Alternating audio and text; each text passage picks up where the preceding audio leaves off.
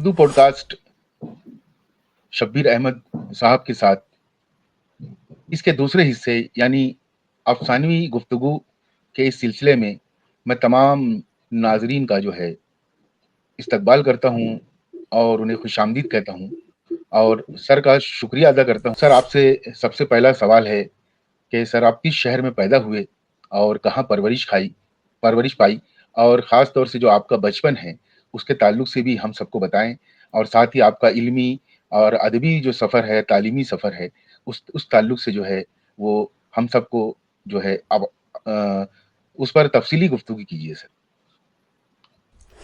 जी, बहुत-बहुत शुक्रिया रेहान साहब, आपने मौका फ़राहम किया कि अपनी बातें करूँ और ख़ास करके एक हमारे जैसे 60-62 साल के बूढ़े से उसके बचपन के बारे में पूछना है। तो ये बहुत ही एक तरह से खुशाइंद तजुर्बा है, खुशी की बात है कि लौट कर पीछे गर्दिश अय्याम तो और लौट पीछे की तरफ। तो बहुत-बहुत शुक्रिया इसके लिए कि आपने मुझको मेरे बचपन की तरफ लौटने का मौका दिया। देखिए, ऐसा है कि मेरी पैदाइश कलकत्ते में हुई, 1963 सर्टिफिकेट में 1 जून 1963 में मेरी पैदाइश का तारीख दर्ज है। वैसे अ, कलकत्ते में मेरे वालिद साहब की पैदाइश भी है। मेरे दादा यूपी से आए थे कलकत्ते और यहाँ आने के बाद यहीं के हो रहे हैं और मेरी मेरे वालिद की पैदाइश भी कलकत्ते में हुई। मेरी पैदाइश भी कलकत्ते में हुई और इब्तदाई तालीम ज़ाहिर बात है यहीं पर कलकत्ते में ही। और इब्तदाई तालीम का सिलसिला ऐसा है कि मेरा बचपन बहुत ज़्यादा ब्राइट नहीं था। ऐसी बातें कुछ नहीं है कि जब मैं बताकर बहुत खुशी हासिल करूँ, लेकिन ये अच्छा इसलिए लगता है कि बदमाश की शरारतें जो है वो सामने आ जाती हैं। तो तमाम बातें मैं कोशिश करूँगा। देखिए, ऐसा है कि हम लोग के ज़माने में अव्वल तो ये जो सर्टिफ़िकेट है कि 1 जून 1963, ऐसा कोई सर्टिफ़िकेट कोई सरकार से मिलती नहीं थी उस ज़माने में। आज जैसा ऐसा सर्टिफ़िकेट बनवाना पड़ता है, बर्थ सर्टिफ़िकेट, उस ज़माने में ऐसा कोई रिवाज नहीं था। इसलिए स्कूल में दाखिला के वक़्त बहुत सारे टीचरों ने या दोस्तों ने सर मेरे मेरे वालिद के कहा कि बद दे दो ये, तो दे दिया गया वहाँ पे, एक एवरेज करके। तो उस ज़माने में मेरी जो तालीम जो है कोई बिल्कुल एक प्रोसेस वाइज़ इस तरह की तालीम नहीं हुई। अरबी और उर्दू कायदा जिस तरह से बच्चों को हमारे यहाँ पढ़ाने के लिए लगा दिया जाता है, बच्चा ज़रा होश संभालता है, तो उसको कहा गया अरबी और उर्दू पढ़ा। तो हमारे यहाँ पर मेरे एक पड़ोसी थे, वो हमारे जो सर वो रेलवे में काम किया करते थे और सुबह को काम पे जाने से पहले और शाम को काम से लौटने से पहले वो इलाके के बच्चों को एकजा करके पढ़ाया करते थे, अरबी और उर्दू। तो मैं भी पढ़ने लगा उनसे ही और वहीं पर वो अरबी और उर्दू के अलावा रियाज़ी के हल्के-फुल्के सवालात भी जमा करना, तफ़रीक करना, ज़रब करना, तक़सीम करना, ये हल्के-फुल्के सवालात भी दिया करते थे। तो इस तरह से पढ़ाई शुरू हुई वहाँ पे, कुरान शरीफ मुकम्मल हुआ, उर्दू की पहली, दूसरी और शायद तीसरी किताब भी उन्हीं से पढ़ी। तमाम बच्चे, हत्ता के बच्चों के माँ-बाप भी जो थे, उन्हें फूफा अब्बा कहते हैं, फू अब्बा कहते हैं, फू अब्बा। फू अब्बा का मतलब होता था फूफा अब्बा। फूफा को शॉर्टकट में सब कहते थे फू अब्बा और उनकी अहलिया को लोग फू अम्मा। तो इस लिहाज से वो पूरे इलाके में वो जो थे अरबी पढ़ाने वाले, हालाँकि वो रेलवे में सर्विस करते थे, लेकिन वो पूरे इलाके में फू अम्मा के नाम से मशहूर थे। लेकिन मैं और मेरी बहन उन्हें उस्ताद अब्बा कहते थे, उस्ताद अब्बा और उस्ताद अम्मा। और सिर्फ़ यही नहीं, उनकी कोई औलाद न थी, तो उस्ताद अम्मा जो थी मुझको अपनी औलाद की तरह मानती थी और बस ये कि कोशिश की बहुत दिनों तक कि मैं ही उनका बेटा बन जाऊँ, बहुत मानती थी। लेकिन चूँकि बहुत ज़्यादा मैं छोटा नहीं था, करीब-करीब तो 4-5 बरस तो हो ही चुका था। तो ये मुझको मालूम था कि मेरी माँ कौन है और मेरे वालिद कौन है। तो इसलिए उनके कहने के बावजूद भी बचपन की बातें जो थी, तो मैं उनसे बहुत ज़्यादा मानुस ना हो सका। तो बहरहाल, मगर वो लोग बहुत मानते थे। वो जो थे, जब भी ऑफिस से, रेलवे से, सर्विस से वापस आते थे शाम को, तो सबसे पहला काम था कि कपड़ा बदलने के बाद वो बाहर निकलते थे और मुझको मेरी तलाश में कि कहाँ है हम, इतनी परवाह थी उनको मेरी। और वो तलाश करते करते मुझको ढूंढ लेते थे जब, तो मेरी बहन चौंक कर डर जाती थी और मेरा हाथ मुझे खींचते हुए घर की तरफ दौड़ती थी डर से। तो वो होटो में हंसते थे वो। और बाद में उस्ताद अम्मा से आके कहते थे कि देखा, वो लोग नाग नागिन की तरह भाग रहा था। नाग नागिन इसलिए उस जमाने में एक फिल्म आई थी, नागिन फिल्म का बड़ा चर्चा था, जिसमें जयंती माला, प्रदीप कुमार थे। तो नाग नागिन की तरह भाग रहे थे। तो ये था मामला इस तरह से कि इस तरह से उनके वहाँ फिदाई तालीम जब मुकम्मल हुई इतनी मोहब्बत प्यार से, उसके बाद में स्कूल में मुझे दाखिल कर दिया गया बराह रात क्लास 4 में। ना मैंने कभी नर्सरी, ना प्राइमरी, ना 1 2 3, एकदम बराह रात 4 में। और वहाँ से मेरा स्कूल का तालीमी सिलसिला शुरू होता है। एक मुकामी स्कूल, नाम मोमिन हाई स्कूल था उसका, और वही उसी स्कूल में मैंने स्कूल फाइनल तक पढ़ाई मुकम्मल की अपनी। और सिर्फ यही नहीं, मगर वो स्कूल उस ज़माने में बहुत मयारी स्कूल नहीं था। टीचरों के दरमियान में आपस सियासी नोक झोंक चला करती थी और आए दिन हंगामा, बहुत सारा अ, इसी अंदाज से, मतलब बहुत अच्छा माहौल नहीं था पढ़ाई लिखाई का, लेकिन फिर भी चलता रहा। क्लास में मेरा दिन नहीं लगता था, पढ़ाई मेरा दिन नहीं लगता था। तो मैं क्या करता था, किताब को पेट में उलझ कर इधर उधर भटकता रहता था। स्कूल में नहीं जाता था, मोहल्ले में इधर उधर घूमता रहता था। जब छुट्टी के वक्त होता था तो वापिस आकर के बच्चों के साथ शामिल रहता था, और घर जाकर मैं स्कूल से आ रहा हूँ। तो इस तरह से मेरा मतलब कभी वो गाय के हाट में घूमना, कभी चिड़िया के मैदान में घूमना, कभी सिनेमा हॉल में आके बैठ जाना। तो इस तरह से मेरा मन पढ़ाई की तरफ बिल्कुल ही नहीं लगा बचपन में। उसके बाद में एक तो इसकी वजह ये थी कि क्लास 4 में दाखिला करने के बाद में शायद मुझको उतनी पढ़ाई, मैंने वो उतना कुछ समझ में भी नहीं आता था। तो बहुत सारी बातें थी, तो लिखने पढ़ने का शौक बिल्कुल नहीं था। लेकिन आहिस्ता आहिस्ता फिल्में देखने का चस्का बढ़ता गया। जब पढ़ाई स्कूल में जाकर के जाना शुरू कर दिया सिनेमा हॉल में, तो सिनेमा हॉल की तरफ इतना चस्का बढ़ा कि आसपास के जितने भी सिनेमा हॉल थे उस जमाने, कलकत्ते में बहुत सिनेमा हॉल, तो शायद ही कोई ऐसा सिनेमा में ऐसी फिल्म लगी होती थी जो मैं देखता नहीं था। और दोस्तों भी होता था कि भाई मार्केट में कौन सी नई फिल्म आई है, चल देखने। तो इस तरह से फिल्म देखने का एक बहुत शौक हो गया था उस जमाने में। हाँ, ये था कि कभी कभी हिसाब वगैरह बना लिया करता था। हिसाब मेरा इस अंदाज से एक कह सकता है कि बचपन से ही पुख्ता था। हाँ, और इस तरह से पढ़ाई लिखाई की तरफ कोई खास रुझान, जैसे बताया मैंने, और उर्दू की तरफ तो बिल्कुल ही नहीं। उर्दू अदब, उर्दू जबान की तरफ बिल्कुल ही नहीं मेरी रगबत थी। हत्ता कि जब मैं स्कूल फाइनल का इम्तहान देने जा रहा था, तो उस वक्त भी मुझको ये पता नहीं था कि कौन कौन सी नज़में और कौन कौन सी कहानियाँ या कौन कौन से मज़ामीन मेरी निसाब में है शामिल। बस ये कह सकते हैं कि इधर उधर से, इससे उससे नकल करके किसी तरह से भी मैं पास कर गया।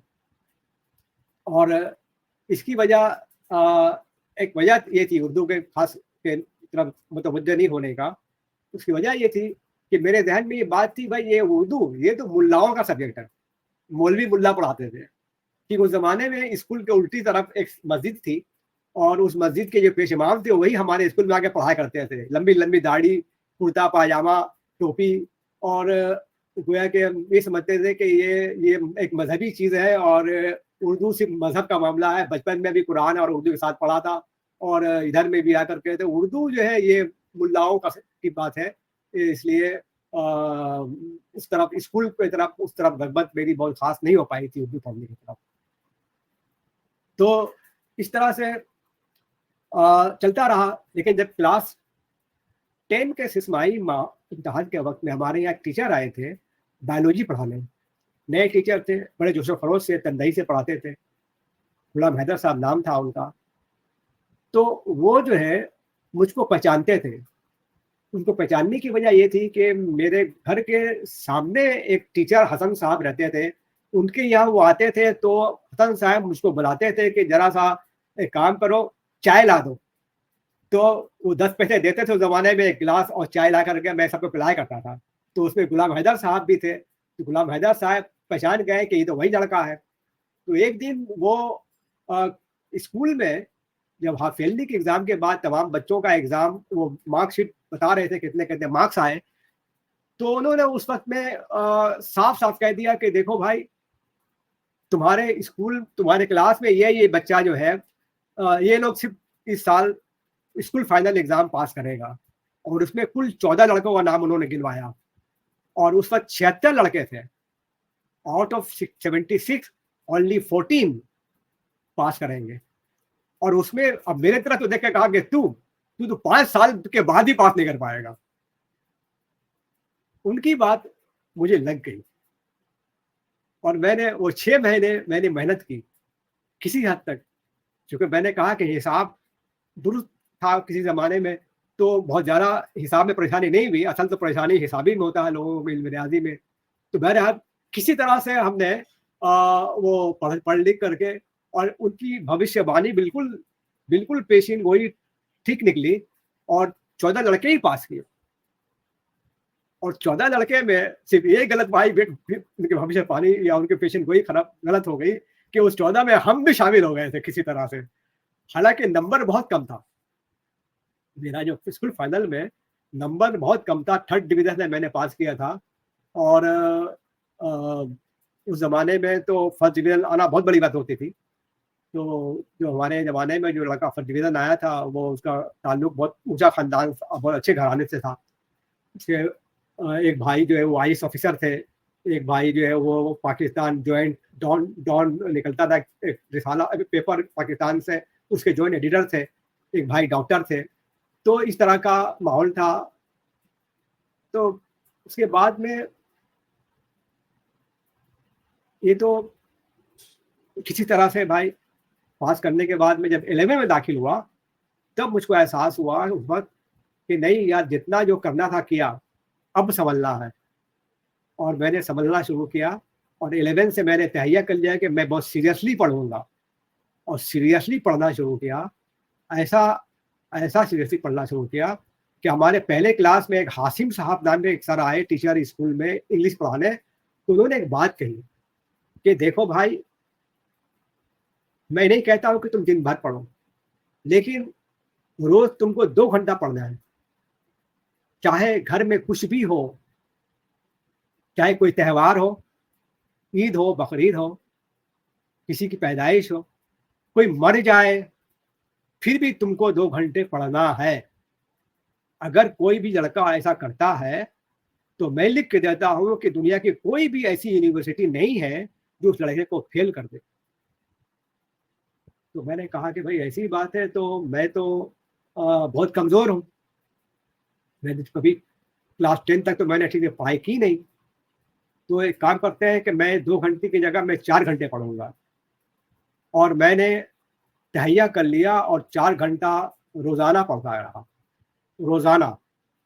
ये आपको कह दूँ कि ये जून या जुलाई 1978 की बात है।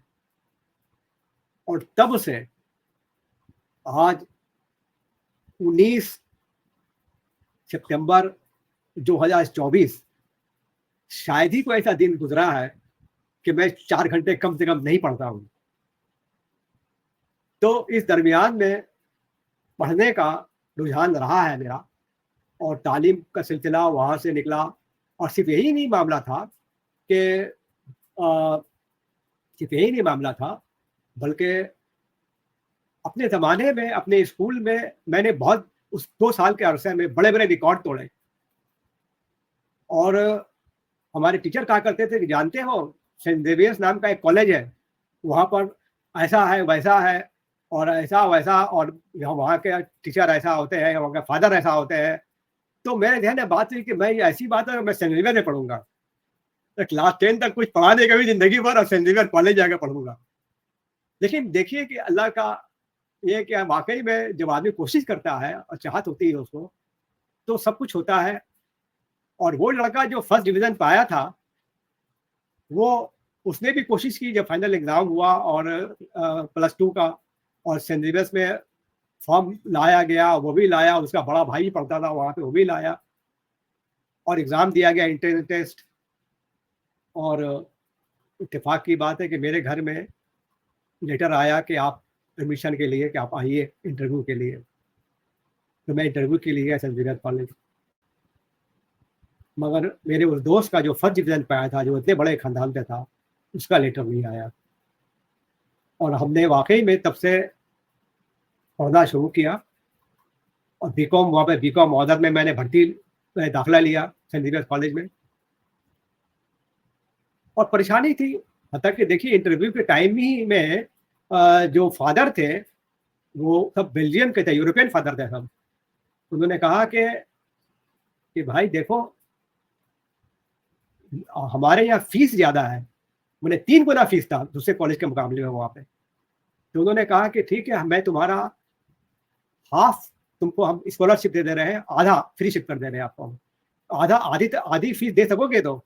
हमने कहा नहीं, बिल्कुल दे सकूँगा।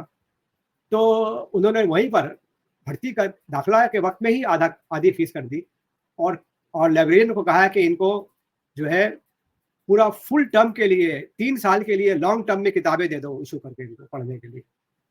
मैंने कभी नहीं कहा था उनसे, लेकिन अल्लाह ताला ने ज़हन में बात डाली उनकी और इस तरह से पढ़ाई का सिलसिला शुरू हुआ। यकीन मानिए कि कभी मैंने बीकॉम हो या प्लस 2 हो, तब से पढ़ाई शुरू की। कभी मैंने ट्यूशन नहीं पढ़ा। जो होता था मैं खुद पढ़ता था, घर में आके खुद पढ़ता था, मगर 4 घंटे 5 घंटे लगातार पढ़ता था। और नतीजा ये हुआ कि जब वहाँ से बीकॉम ऑनर्स मैंने 1983 में किया और उसके बाद में कलकत्ता यूनिवर्सिटी से एमकॉम किया 1985 में। उसके बाद में जिस दिन हमारा लास्ट पर्चा पेपर था एमकॉम का, उस दिन मैंने पेपर लिख कर मैं गया और जा कर के नौकरी ज्वाइन की।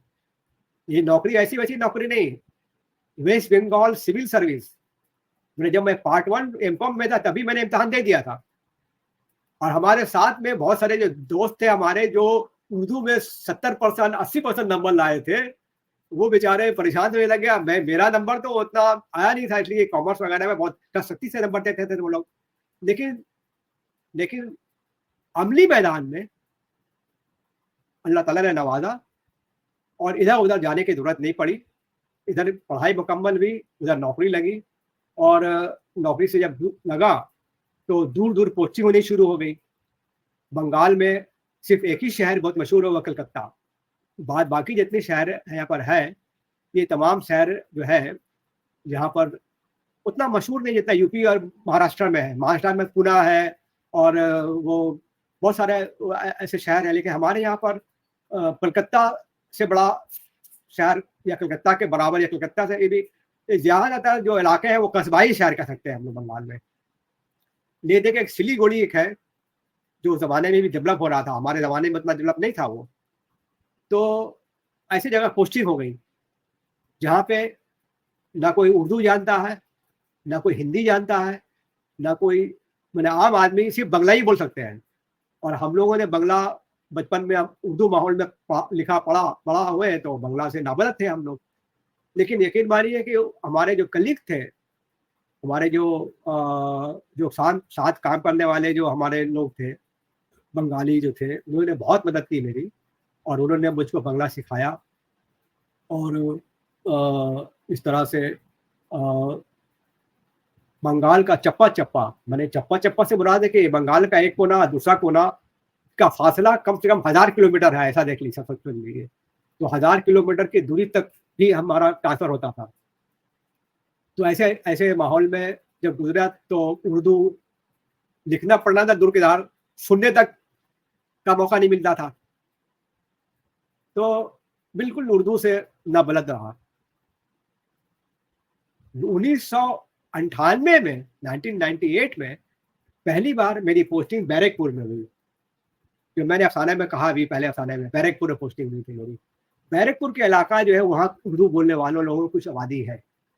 तो वहाँ पहली दफ़ा ऐसा हुआ कि उर्दू बोलने वाले बहुत सारे लोग जब जानते थे कि ये मुसलमान ऑफ़िसर हैं, तो मिलने आते थे। ख़ास करके स्कूल के हेडमास्टर हुए या और भी जो वकील हुए, ये लोग आते थे मिलने।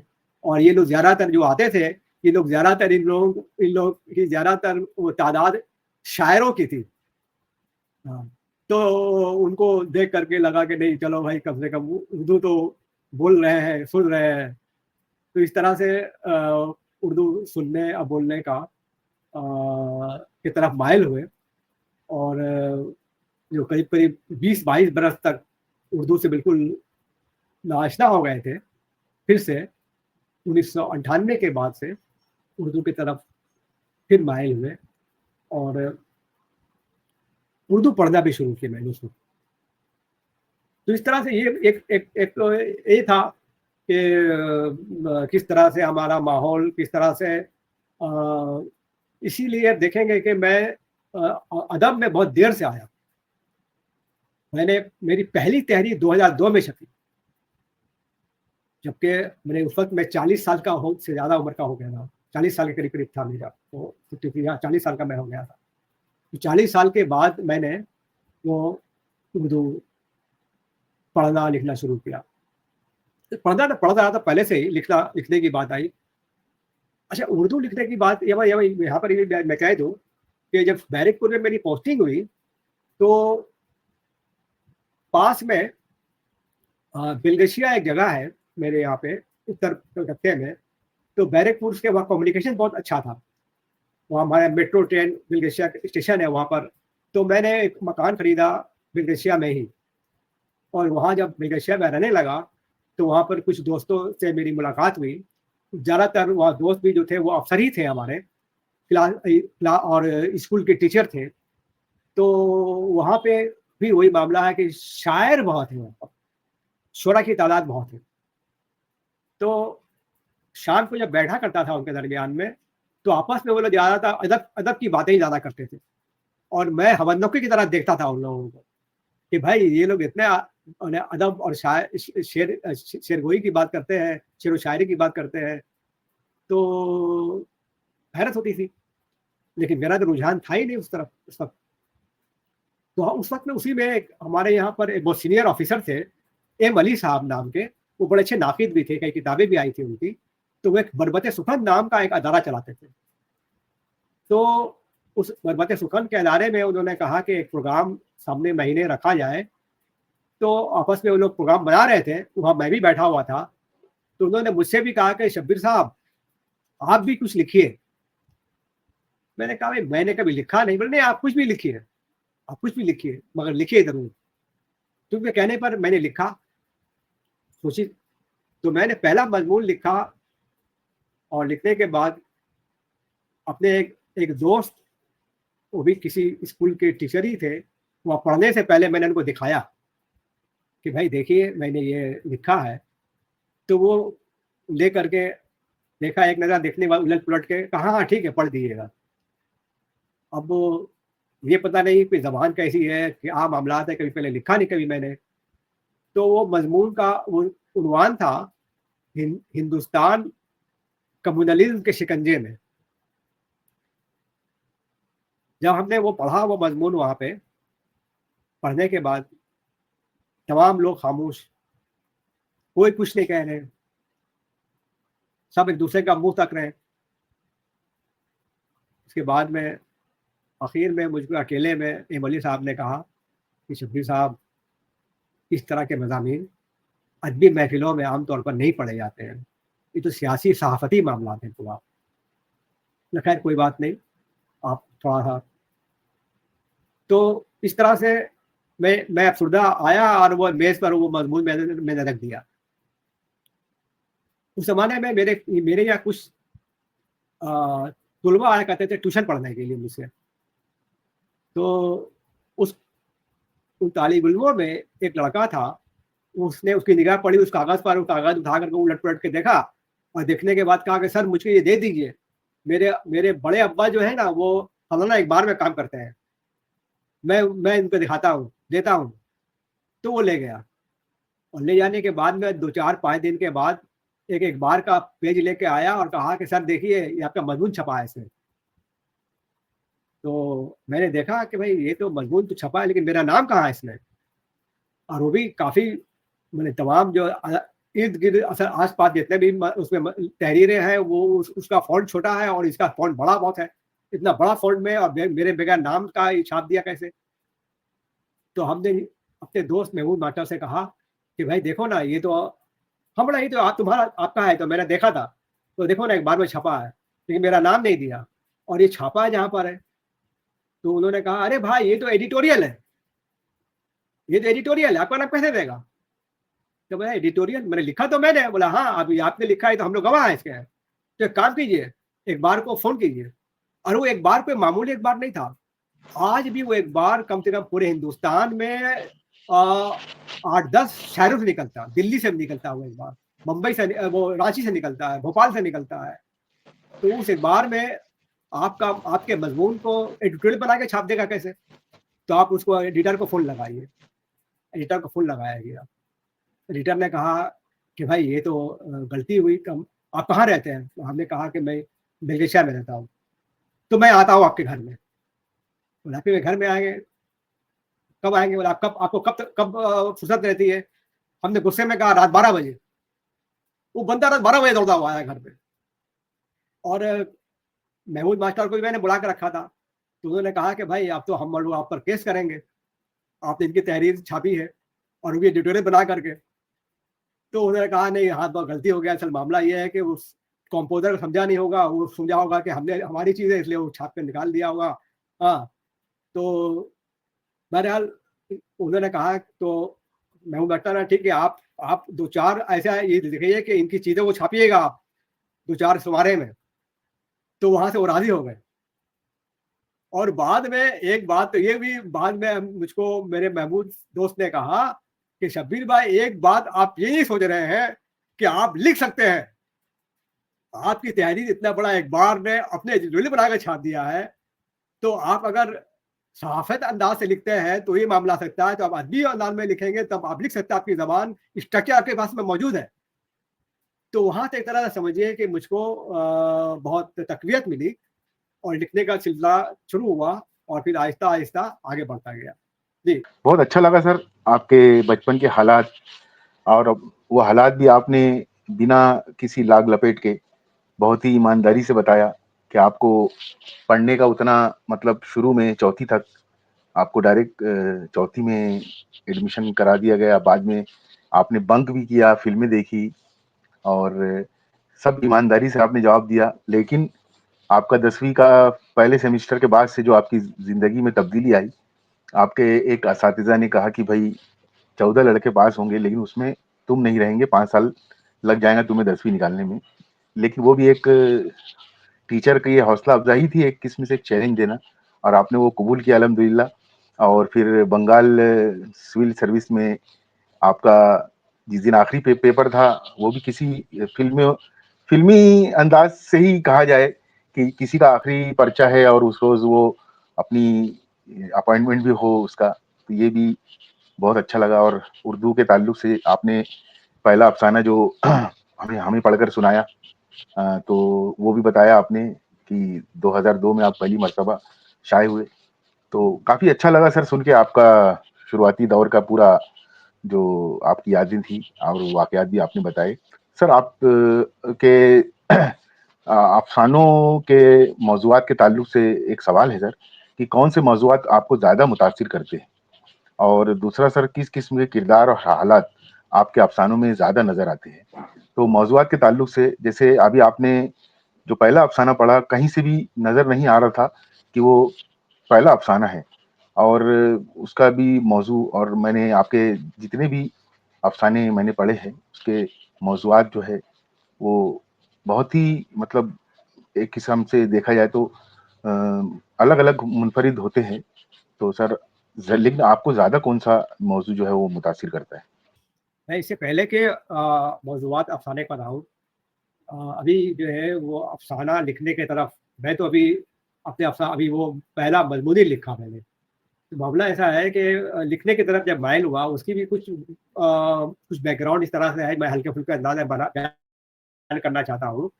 मैंने लिखने की तरफ जो तवज्जो दी, असल में मैंने पहले शुरू किया तर्जुमानिगारी से काम करना शुरू किया, कि मैंने सोचा कि भाई ये जो है क्या लिखना है, नहीं लिखना है, ये तो एक कंट्रोवर्शियल मामला है और शायद मैं अभी वहाँ तक मुझको पहुँचने में देर लगे। तो एक काम तो कर ही सकते हैं कि मैं जो अदबी फ़न पारे हैं, उनका तर्जुमा तो कर सकता हूँ। तो वहाँ से कुछ सीखने का मौका भी मिलेगा। तो असल मामला ये है कि मैं किसी उस्ताद का हाथ पकड़ूँ, इससे बेहतर है कि मैं खुद किसी बड़े अफ़साना निगार या बड़े अदीब की किताब पकड़ूँ और वहाँ से सीखने की कोशिश करूँ। तो मैंने सबसे पहले तर्जुमा निगारी का जो आगाज़ किया, वो मैंने शुरू किया मैकबेथ का तर्जुमा करना। अब ये भी सवाल पैदा होता है कि भाई मैं तो कॉमर्स का आदमी, कॉमर्स में और कहाँ मैकबेथ पूरा का पूरा जो है लिटरेचर वो भी शेक्सपियर जैसा ड्रामा निगार जिसकी अंग्रेज़ी आप पढ़ेंगे तो हम पढ़ेंगे या कोई भी बच्चा पढ़ेगा उसका तो कम से कम 10 दफ़ा पढ़ेगा समझने के लिए उसको, क्योंकि अंग्रेज़ी 500 साल पुरानी अंग्रेज़ी है वो। तो इसके बारे में बात ऐसा है कि मेरी बीवी जो सर्विस के बाद शादी हुई मेरी जब, तो मेरी बीवी क्लास 10 तक पढ़ी हुई थी और उस वक़्त मेरा ट्रांसफ़र मालदा शहर में था जो कलकत्ते से करीब 350 किलोमीटर दूरी पर था।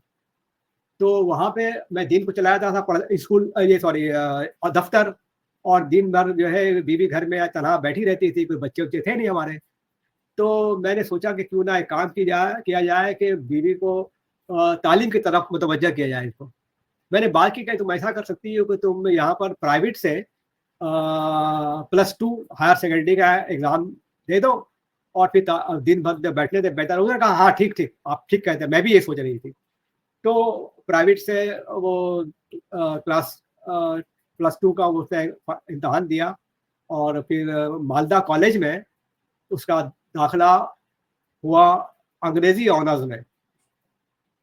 हालाँकि वो जब अ, उसका बहुत दिन तक तालीमी सिलसिला मुनक़ता था उसका, करीब-करीब समझिए कि 10 साल के बाद उसने फिर से वो पढ़ना शुरू किया था।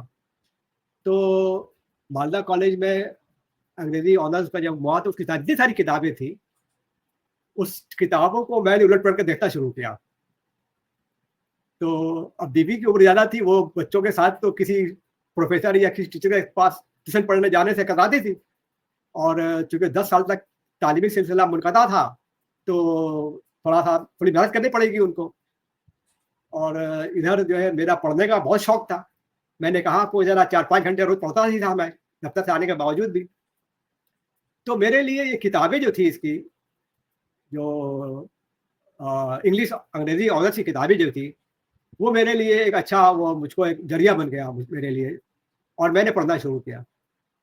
अब समझिए कि उसमें जो है अ, हिस्ट्री ऑफ इंग्लिश लिटरेचर हो, चौसर चौसर का वो क्या कहते हैं उसका चौसर, कैंटरबरी टेल हो, मिल्टन का पैराडाइज लॉस्ट हो, Wordsworth, Tennyson, John Keats, P B Shelley, Robert Browning, Shakespeare, Christopher Marlowe, Bernard Shaw सब पढ़ गया मैं। वो 3 साल के वक़्फ़े में उनका जो कोर्स था, तो पूरा ऑनर उसने जितना पढ़ा, उससे ज़्यादा मैं पढ़ गया और पढ़ने के बाद जो उसका डिस्कशन करता था मैं एक तरह से पढ़ाने के अंदाज़ में, तो वो और ही पुख्ता होता गया मेरे अंदर। तो एक ऐसा वक़्त आया कि जो एक कॉमर्स का आदमी अंग्रेज़ी ऑनर्स लेवल तक के किताबों का पर माहिर हो गया, एक महारत इस तरह की हासिल हो गई मुझको।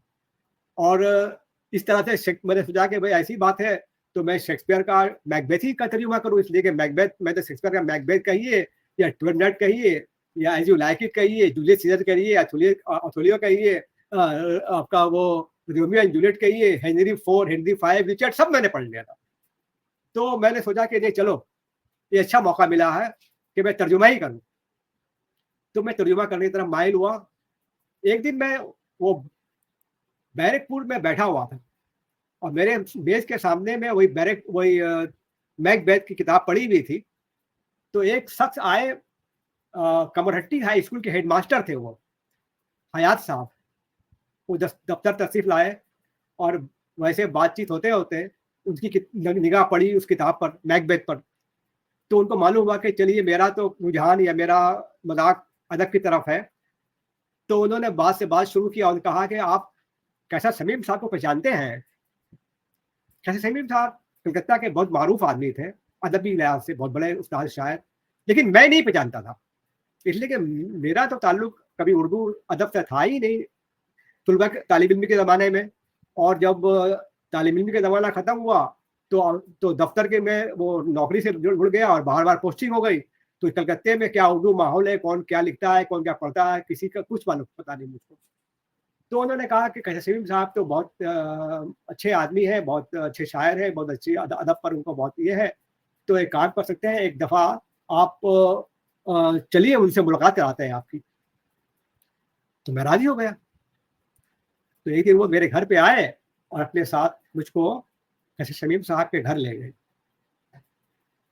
तो दरवाज़ा खोलकर अब जब ज़्यादा चाहिए देखा है कि एक आदमी सफ़ेद पजामा और सफ़ेद बनियान पहने, करीब-करीब 65-70 साल का गोरा-नारा आदमी बैठा हुआ है। और जब हम लोगों को देखा, उठ कर के सामने आए और अंदर ले गए, बैठाए। तो उन्होंने कहा कि सर देखिए ये जो है शब्बीर अहमद साहब हैं और ये हमने कहा कि ये कैसे सलीम साहब हैं। और फिर आपस में हम लोगों ने गुफ्तगू शुरू की। तो उन्होंने कहा कि क्या करते हैं? हमने कहा अभी तो कुछ नहीं, अभी तो फ़िलहाल मैंने शुरू किया है वो मैकबेथ का तर्जुमा करना। क्योंकि मैं जहाँ रहने लगा हूँ आजकल बिलगशिया में, वहाँ पर बहुत सारे शुरा और बहुत सारे उद्बा है, दोस्तों में महफ़िल में जब बैठता हूँ तो ख़राब लगता है, तो लगता है कि हमारा भी कुछ ताल्लुक़ लिखने पढ़ने से हो। तो उनको मैंने वो तर्जुमे दिखाए, तो देखने के बाद वो बड़े खुश हुए। बाद में एक दिन कहने लगे वो कि अकेले में कि शब्बीर साहब, आप जो उर्दू लिखते हैं ना, वो दरअसल गुलाबी उर्दू है। मैंने कहा गुलाबी उर्दू? बोले हाँ, एक ज़माने में एक शख्स लिखा करते थे गुलाबी उर्दू। आपके आपके जुमले की साख्त जो है बहुत चुस्त होती है। तो इसके पीछे भी मामला कि इतनी अच्छी उर्दू मुझको आई कैसे? इसलिए मैंने कहा कि मैं फ़िल्में बहुत देखता था उस ज़माने में।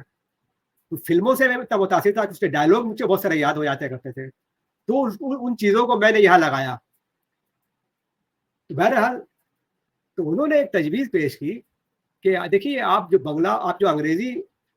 अंग्रेज़ी में तर्जुमा करेंगे, तो शब्बीर साहब ऐसा है कि अंग्रेज़ी में तर्जुमा करने वाले लोगों की कमी नहीं है।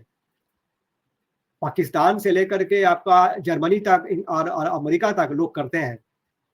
आप कुछ ऐसा काम कीजिए कि जिस तरफ लोगों की निगाह नहीं गई है। तो आप एक काम कीजिए कि आप बांग्ला अदब से जुड़िए। और चूँकि आपको उन्होंने पूछा बांग्ला के बारे में, बांग्ला भी मैं जानता हूँ क्योंकि मैंने काम ही किया है करीब 10-12 साल तक बाहर रहा हूँ बांग्ला के इलाके में। तो उन्होंने कहा था, एक काम कीजिए, आप बांग्ला कहानियों का या बांग्ला नज़्मों का तर्जुमा कीजिए आप, या इससे ये जो है उर्दू वालों के यहाँ इसकी कमी है। तो मैंने उनकी बात पर अमल किया और उस ज़माने में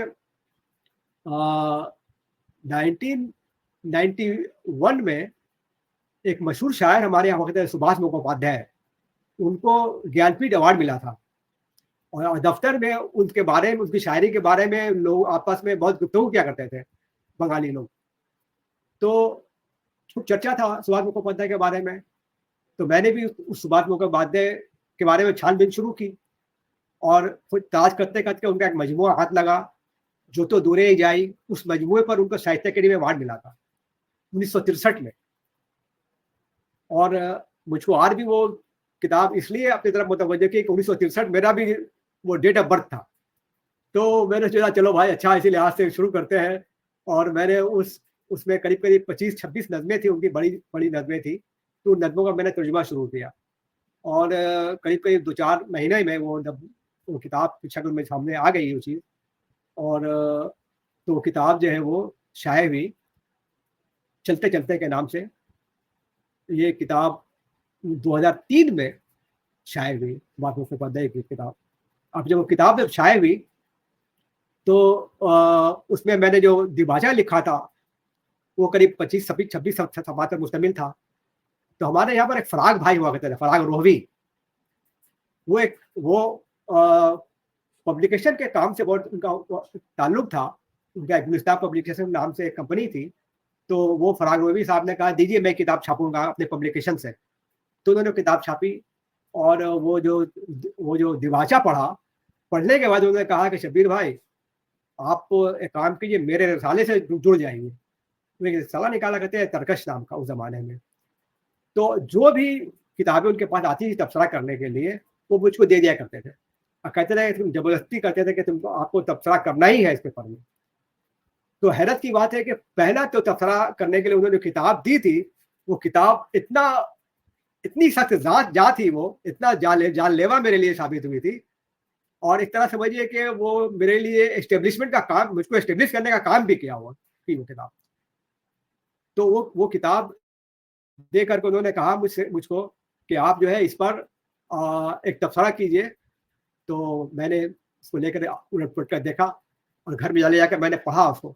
अब पढ़ना शुरू किया तो यकीन मानिए कि हालाँकि किताब 200 या 210 सफ़ात पे मुश्तमिल थी वो पूरी किताब, लेकिन कुछ समझ में नहीं आया किताब में आखिर वो मुसन्निफ़ बोलना क्या चाह रहा है। वो एक दरअसल वो नावल था एक, उस नावल का नाम था दी वार्स जर्नल्स, सलाहुद्दीन परवेज़ का।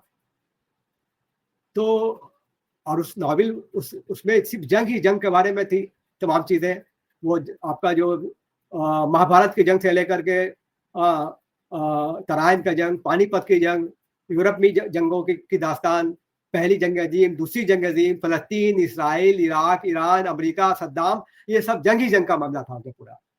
और कहीं से भी कोई सुराग, कोई ऐसा हाथ नहीं लग रहा था कि वो सरा के आखिर शुरू कहाँ से करें हम। अच्छा, उसका जो पेशलब लिखा था गोपीचंद नारंग ने, तो मैंने पेशलब को 2-4 दफ़ा पढ़ा, जिसमें गोपीचंद नारंग ने ये दावा किया था कि नावल माबअद जदीदियत का पहला नावल है।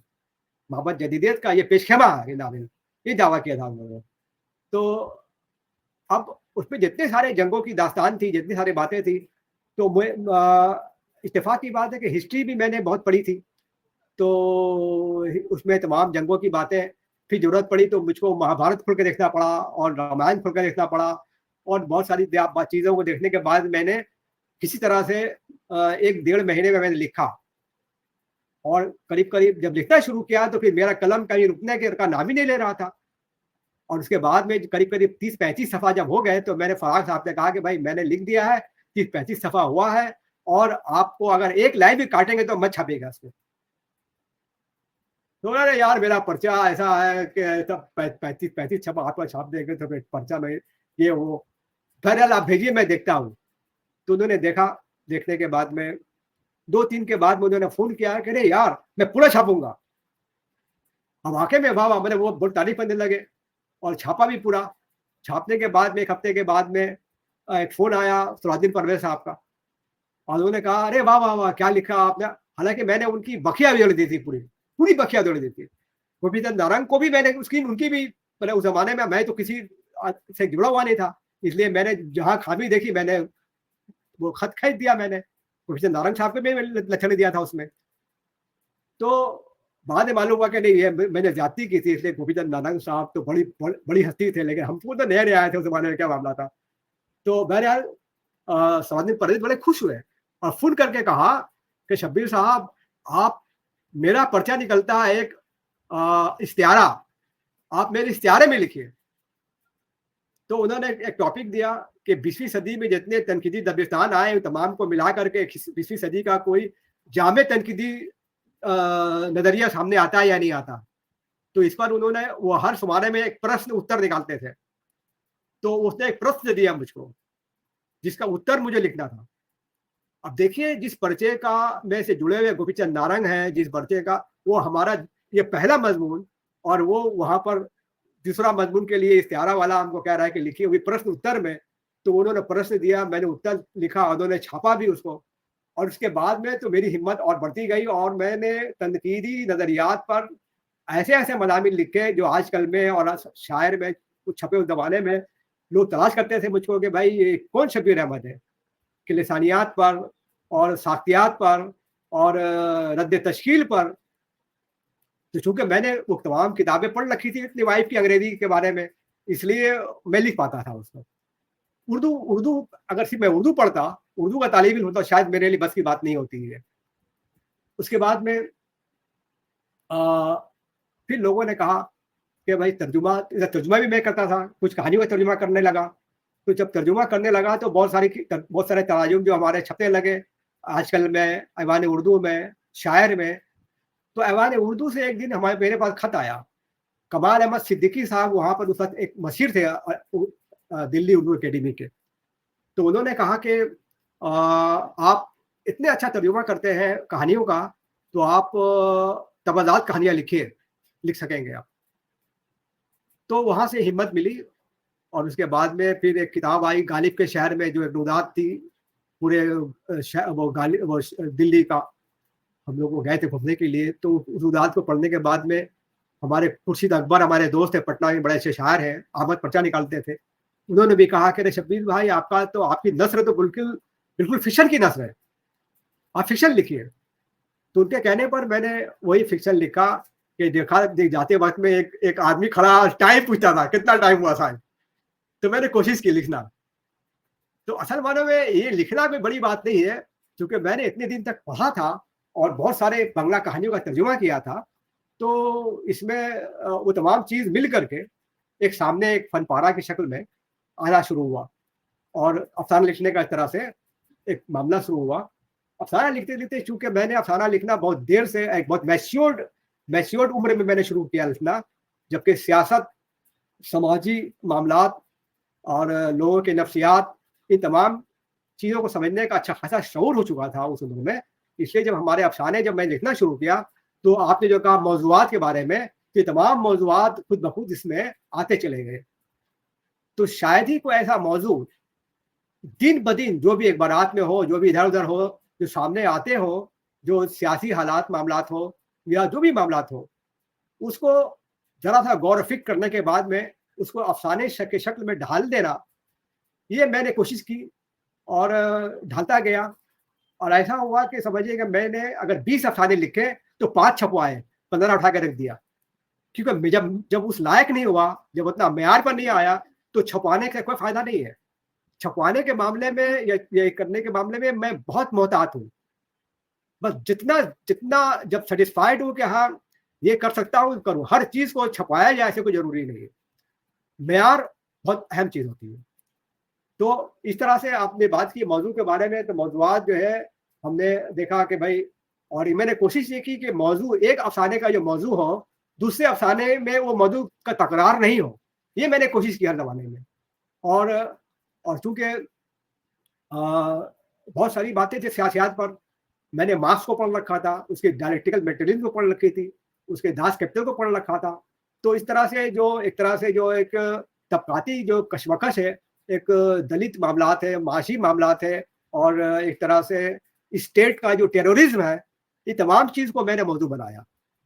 मेरे हर अफ़साने में कुछ न कुछ तरह के मौज़ूआत, असल मौज़ू बनाना मैं बनाता नहीं था, खुद ब खुद मौज़ू बन जाया करते थे। मैं तो सिर्फ़ लिखने बैठता था एक मौज़ू पर, और वो खुद ब खुद पलट के दूसरे मौज़ू पे चले आता था। तो इस तरह से उस मौज़ू में आप देखेंगे कि इंसानी तजुर्बात की गहराई हो, समाजी, सियासी, माशी मसाइल, दाखिली जज़्बात, कैफ़ियत, ये तमाम सामने सब चीज़ें हमारे मौज़ू में आते चले गए। जी। जी सर।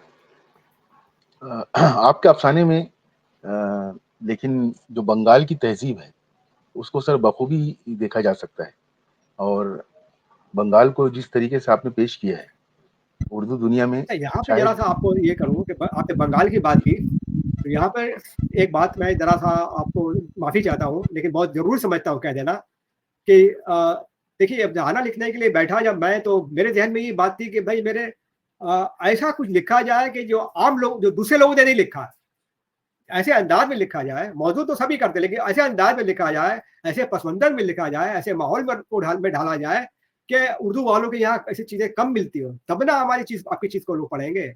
और वो चीज अगर तमाम दूसरी चीज लोग भी लिखते हैं और मैं भी वही लिखूं, तो फिर बात नहीं बनेगी, फिर मुतवज्जह नहीं होंगे लोग आपकी तरफ में। तो उस जमाने में जो मैंने कहा कि मेरी किताब आई थी, जो हम लोग 5 लोग गए थे दिल्ली, कैसे सलीम साहब के साथ में, वहाँ पे एक अलग किस्सा है, फिर कहीं बताऊंगा मैं। वहाँ से लौटने के बाद फराग भाई ने कहा कि आप इस पर एक रिपोर्टाज लिखिए, तो मैंने रिपोर्टाज या सफरनामा लिखा, और वो छपा, 160 सफा पर मुश्तमिल था, और उसका नाम था गालिब के शहर में। तो कल दिल्ली से जब आया, गालिब के शहर से कलकत्ता के शहर का मुआवजा करके, वहाँ के शायरों के अदीबों का मुआवजा करके मैंने लिखा। तो उसमें जो है समोइल भाई का एक खत आया, और उन्होंने कहा मैंने भाई पढ़ा है आपका, वो बहुत अच्छा है लिखा है आपने, बहुत मजेदार है, लेकिन मुझको एक सवाल करना है आपसे। ये बताया कि आप कलकत्ते वाले आप बंगाल में थे कब, कि जब दिल्ली गए? आप कलकत्ता में थे कब, वहां से निकल के दिल्ली गए? आप लोग तो वहां पर रहते ही नहीं है। अगर रहते तो आप लोगों के तख्लीकात में, आपके अफसानों में बलवंत सिंह का वो की तरह उसमें पंजाब नहीं झलकता है, पंजाब का गाँव नहीं झलकता है। आपके यहाँ बंगाली औरतों की जो जुल्फे हैं, फैली हुई काली खटाएं हैं, वो नजर नहीं आती है। आपके यहाँ पटाली गुड़ की खुशबू नहीं मिलती है। आपके यहाँ पर वो नारियल और डाब का वो मामला नहीं आता, हिलसा मछली नजर नहीं आती आपके यहाँ पर। तो बात तो इसलिए मैं नहीं कहूंगा कि आप लोग बंगाल से बाहर गए। तो वो चीज मुझको लगी, और मैंने तैयार कर लिया कि अब मैं जो भी कुछ लिखूंगा, तो मैं जिस जमीन पे रहता हूँ उस जमीन से जुड़कर लिखूंगा। जी हाँ, ये आप कह रहे थे, सॉरी आपको। नहीं, सही बात है। उर्दू अदब में बंगाल को जिस तरीके से और जिस तरह आपने पेश किया सर, तो उसके लिए आपको हमेशा जो है बंगाली और उर्दू अदब में हमेशा याद रखा जाएगा। आपने जो तर्जुमे भी किए हैं, आपके नावल कहें या आपके अफ़साने कहें, आपने कलकत्ता और ख़ास तौर से जो बंगाल है, बंगाल की तहज़ीब है, उसको बखूबी पेश किया है, और ये हमारा हक भी बनता है। शमील साहब की जो तंज़ था वो बिल्कुल जायज़ है। जैसे हम महाराष्ट्र वाले हम महाराष्ट्र में रहते हैं, तो मैं तो पूरी कोशिश करता हूँ कि हम कम से कम अपने महाराष्ट्र को जो है वो उर्दू अदब में पेश करें, ताकि बर्र-ए-सगीर में और भी जो उर्दू जहाँ-जहाँ जानी जाती है उनको वो पता चल सके। आपने वैसे ही बंगाल को पेश किया है सर, तो उसके लिए तो आप सच में सर मुबारकबाद के मुस्तहिक हैं, और आपने बहुत बखूबी जो है उसको पेश किया है। और सर जैसे तख्लीकी अमल जो है, आपने तो बताया कि आपका तख्लीकी अमल किस तरीके से शुरू हुआ। लेकिन सर आपका अफ़साने लिखने का तरीका अगर आप नए लिखने वालों को बता सकें, या कोई ख़ास वक़्त या माहौल होता है जब आप लिखते हैं, उस ताल्लुक से थोड़ा-सा बताएँ सर? खाने लिखने का तरीका अब ये है कि आप तो जानते ही हैं कि आप खुद भी आप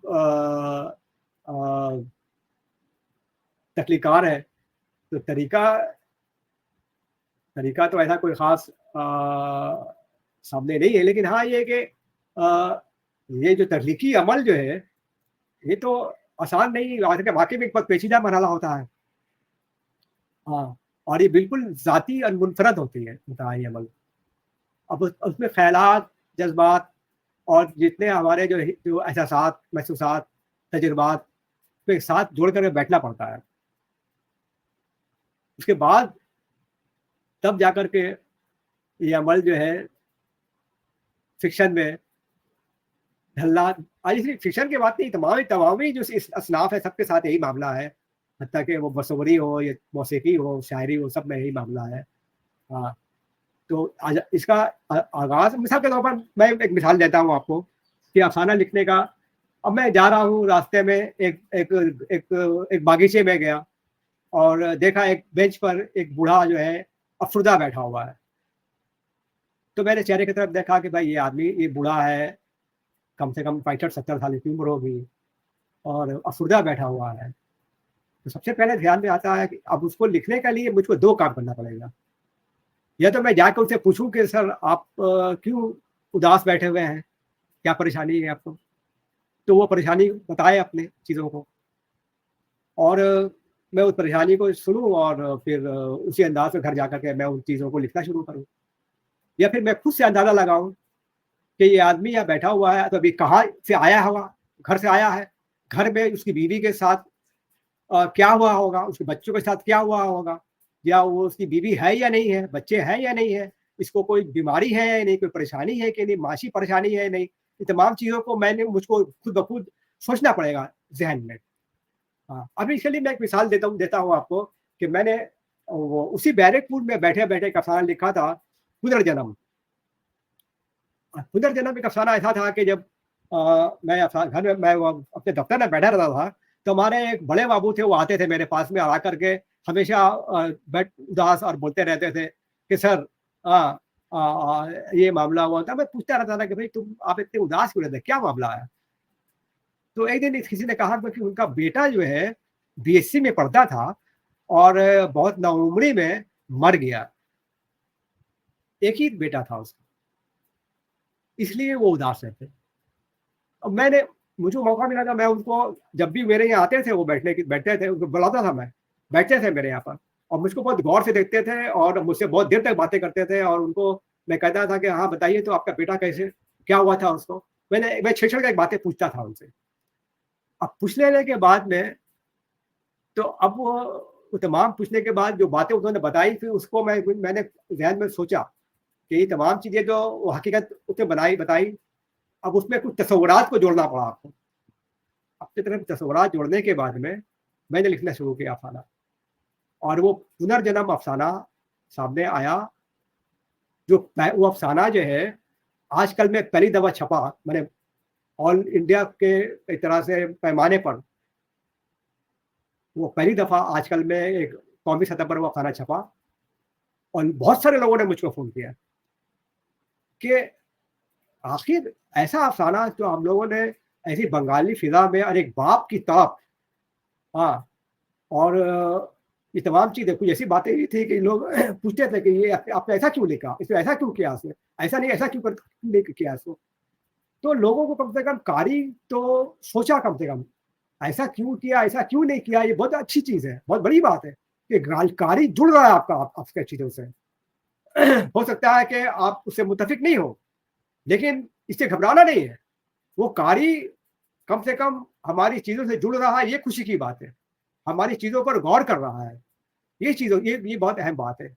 तो बहरहाल ये तख्लीकी अमल जो है इसी तरह से चलता है कि कुछ सच, कुछ झूठ, कुछ हकीकत, कुछ ख़यालात, हाँ, और कुछ तजुर्बात, कुछ महसूसात, इस तमाम चीज़ों को जोड़ कर के ही आगे चलता है मामला। जी सर। सही बात है। आपने जिस तरीके से बताया कि सबका तख्लीकी अमल जो है, और ये असल में सर, ये आपने जो बताया है, अगर इस पे थोड़ा-सा अमल किया जाए, जैसे आपका जो पुनर्जन्म वाला जो अफ़साना था, उस वो बहुत ही, मतलब कोई पढ़ने के बाद ये महसूस ही नहीं करेगा कि उसमें फ़िक्शन की मिलावट की गई है। पूरा अफ़साना पढ़ते वक़्त ऐसा महसूस होता है जैसे कि वो पूरा 100% हकीकत है। और सलाम सर तो हमेशा कहते थे कि हमें फ़िक्शन इस तरीके से लिखना चाहिए कि वो हकीकत नज़र आए, और हकीकत इस तरीके से लिखना चाहिए कि वो फ़िक्शन नज़र आए।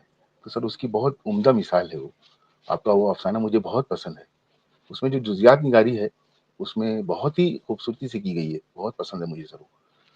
सर अब अगला सवाल जो है कि आपके पसंदीदा अफ़साना निगार और उनकी कौन-सी तसानीफ़ आपको मुतासिर करती हैं? कौन से मुसन्निफ़ीन जो है आपके लिए, मतलब आपके पसंदीदा है, या उनसे आपको जो है वो एक अलग ही किस्म का लगाव है, और उनकी कौन-सी किताबें या अफ़साने हैं जो आपको पसंद हैं? आप ये कहना चाहते हैं कि मेरे पसंदीदा कहानीकार कौन है, ये कहना चाहते हैं आप? जी? आप मेरे जी सर। पसंदीदा कहानीकारों के बारे में जानना चाहते हैं। चलिए, ऐसा है जी, कि जी सर। मैंने मैंने जैसे बताया आपको कि मैं उर्दू के अफ़साने बहुत कम ही पढ़ता हूँ, और शुरू से ही मेरा ये रहा है कि मैं आस-पास के की ज़बान जो है उसकी चीज़ें ज़्यादा पढ़ता हूँ। और चूँकि बांग्ला बांग्ला का मैंने तर्जुमा भी बहुत दिनों से शुरू किया है और बहुत सारे नावल का तर्जुमा भी किया है। साहित्य अकेडमी में मेरे नावल का तर्जुमा छापा, आप जानते होंगे, आप सही समय के नाम से वो है वो, और उस वक़्त के नाम से वो नावल श्री गंगोपाध्याय का है, करीब-करीब 750 सफ़ा पे मुश्तमिल है। और मैंने एक आइडेंटिटी कार्ड सलाहुद्दीन परवेज़ का नावल को मैंने बांग्ला में तर्जुमा किया, जिसको साहित्य अकेडमी ने उसको बांग्ला में छापा। तो मतलब ये कहने का है कि मैं बांग्ला से थोड़ा मेरा ताल्लुक़ है, और इसलिए मैं जब बांग्ला में जब पसंदीदा अफ़साना निगारों की बात करता हूँ, तो सबसे पहले मेरी निगाह जाती है बांग्ला की तरफ ही। और उन लोगों में सबसे अहम जो अफ़साना निगार, मेरे पसंदीदा अफ़साना निगार जो है, वो टैगोर है। रवींद्रनाथ टैगोर से बड़ा अफ़साना निगार मुझको आज तक, सिर्फ़ बांग्ला को छोड़ दीजिए आप, उर्दू छोड़ दीजिए आप, मुझको लगता है कि शायद हिंदुस्तान की किसी ज़बान में भी ऐसे बहुत ही कम लोग होंगे कि इस तरह का इस पाये को पहुँचेंगे अफ़साना निगारी के मामले में। ये अलग बात, हमको कभी-कभी लगता है हमको कि भाई उनको शायरी में नोबेल प्राइज़ मिल गया इसलिए वो बड़े शायर बन गए। लेकिन अफ़साना निगार की हैसियत से वो बहुत बड़े हैं मेरी निगाह में, बहुत बड़े। आप बताइए कि काबुलीवाला, पोस्टमास्टर, एक रात्रि, महामाया, महांती, ये तमाम ऐसे अफ़साने हैं कि आप पढ़ेंगे तो मालूम हुआ कि हम लोगों ने अभी तक उस तरह के अफ़साने नहीं लिखे। जितने बड़े से बड़े तोप अपने आप को बोल दें, क्या उर्दू में अफ़साना निगारी का मामला ये है? हाँ, उर्दू की अफ़साना निगारी हिंदी की अफ़साना निगारी के मुकाबले में बेटर है। लेकिन बांग्ला के मुकाबले में मेरे ख़्याल से अभी भी बहुत काम करना बाकी है हम लोगों को उर्दू अफ़साना निगारी में। और उसमें भी उस आदमी के रुतबा तक पहुँचने के लिए जिसने पहला अफ़साना निगारी का वो की बुनियाद रखी उसने। बांग्ला में टैगोर पहला अफ़साना निगार है। उसके पहले अफ़साना निगार थे ही नहीं, और उसने ऐसे अफ़साने लिखे। हमारे यहाँ तो वो क्या कहते हैं कि फलाना ने लिखा एक खत के अंदाज से, और वो लिखा, वो पढ़ने के बाद लगता ही नहीं कि अफ़साना है वो। लोग मगर अफ़साना के जुमरे में ले आते हैं। लेकिन ये इस आदमी ने 18 साल की उम्र में एक भिकारन नाम का एक अफ़साना लिखा, और वो अफ़साना आज भी स्टैंड करता है उनका। तो हमको इस बात की खुशी है, खुशनसीबी है हमारी कि हम उस देश में रहते हैं, हम उस ज़मीन में रहते हैं जहाँ टैगोर रहा था, जहाँ क्या कहते हैं उसको, नज़रुल इस्लाम रहा था। ऐसे अदीबों के यहाँ रहते हैं, और उनसे सिर्फ रहते नहीं है, माने बराह रास्त बांग्ला पढ़ करके उनकी चीज़ों को समझने की कोशिश करते हैं। तो ये जो है आपका टैगोर, हम कहते हैं कि अफ़साना के बारे में मुझको बहुत पसंद है। नॉवेल के बारे में अगर कहेंगे हम लोग, तो शरद चटर्जी से बड़ा नॉवेल निगार आज भी दुनिया में, हिंदुस्तान में नहीं समझ सकूँ, चाहे वो प्रेमचंद ही को ना हो। सॉरी टू से, मेरी निगाह में। और सिर्फ यही नहीं, आप देखिए ना, शरद चंद्र के बारे में आप चरित्रहीन, आपने देवदास जी बारे में समझा, देवदास दिलीप कुमार के आगे फिल्म बनी, लेकिन देवदास उनका नॉवेल जो है वो बहुत ही कम दर्जे का नॉवेल है, खुद शरद चंद्र कहते थे।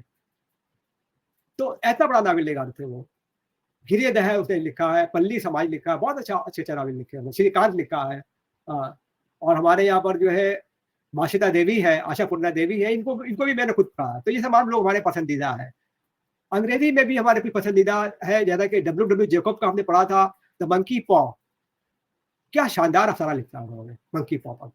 जॉन मैक्सवेल का आप द फ्लाई पढ़ लीजिए, लोटस ईटर पढ़ लीजिए, सोमरसेट मॉम का, ये तमाम जो मेरे पसंदीदा है। आप काफ्का का मेटामॉर्फोसिस पढ़ लीजिए। हाँ, आपका अभी जो है वो झुम्पा लहरी का जो लो लैंड पढ़ लीजिए। और हिंदी भी मैं कोशिश करता हूँ पढ़ने का। तो हिंदी में जो जैनेंद्र नाम है, एक है पाजेब, भुवनेश्वर रेणु नाम का एक है, लाल पान की बेगम, मारे गए गुलफाम, जिस मारे गए गुलफाम पर तीसरी कसम नाम की फिल्म बनी थी। मैला आंचल, कमलेश्वर है, निर्मल वर्मा का परिंदे धागे पढ़िए तो मालूम होता है अफ़साने कैसे लिखा जाता, हिंदी में भी। मोहन राकेश का आप पढ़िए, मलबे का मालिक, ऐसे लगता है ना कि आप उर्दू पढ़ रहे हैं, हिंदी का राइटर है, लेकिन इतनी साफ सुथरी जबान है उसकी। मोहन राकेश, कमलेश्वर, जैनेंद्र, आप इनको पढ़िएगा लगता है कि आप उर्दू पढ़ रहे हैं, सिर्फ खत जो है वो हिंदी का है, देवनागरी है। अब उर्दू में जो है मंटू तो वैसे तो आमतौर पर लोग कहेंगे मंटू मंटू के बारे में, कि मंटू, लेकिन पता नहीं क्यों मुझको मंटू से ज्यादा बेदी मुझको पसंद है। सही, टू बी वेरी फ्रैंक, मुझको बेदी उर्दू में सबसे ज्यादा पसंद है सराहनीय का, मंटू से भी ज्यादा। क्योंकि वजह कि बेदी का तकलीकी अंदाज जो है वो ज्यादा इंसानी और जज्बाती सतह पर मुतासिर करने वाला है। और मंटू की तहजीरों की जो तलखी बाद औकात जो है ना वो जज्बाती बना देता है आपको, और जज्बाती बोझ तले आप दब जाते हैं। और ये भी कि बेदी का किरदार देखिए कि ज्यादातर जो वो कितना का किरदार पेचीदा और जिंदगी के करीब महसूस होता है आपको उसके किरदार, और उस किरदार के दाखिली कशमकश और नफ्सियाती मसाइल को भी वो बड़ी गहराई से पेश करते हैं। लेकिन अब जब बात करते हैं मंटू के, तो उनके यहाँ पर किरदार जो है ज्यादातर समाजी हदूद इतना तनाजात से घिरा हुआ होता है कि किरदार उनके समाजी नाइंसाफी, जिनसी इस्तेसाल, तबकाती तदाद, और फिर वो तकसीम हिंद, इन तमाम चीज़ों को लेकर के एक अजीब सा मतलब एक तदाद। लेकिन अगर आप तो कहें तो मैं कहूँगा कि मंटू बड़ा अफसाना निगार है, लेकिन बेदी मुझको उनसे ज़्यादा पसंद है। इसके बराबर तो शायद अभी इम्तियाज़ हुसैन का है, या मंशा आयात का है, कादिर सत्तार का है। इधर लिखने वालों में शमूल अहमद, अनीस रफ़ी, सलाम बिन रज़ाक, फैज़ मोहम्मद असलम, तारिक सत्तारी, सद्दीक़ आलम, अब्दुल समद, ज़किया मशहदी, ये बेग ऐसा, ये तमाम लोग हैं ठीक ठाक लिखते हैं कहेंगे। आपके अफसाने माशरती मसाइल को किस तरह उजागर करते हैं, और क्या आपने किसी खास मसले का जो है अपने अफसानों में किसी खास मसले को जो उठाया है, उस ताल्लुक से अगर कोई बात होगी तो सर बताइए। देखिए ऐसा है कि भाषी जो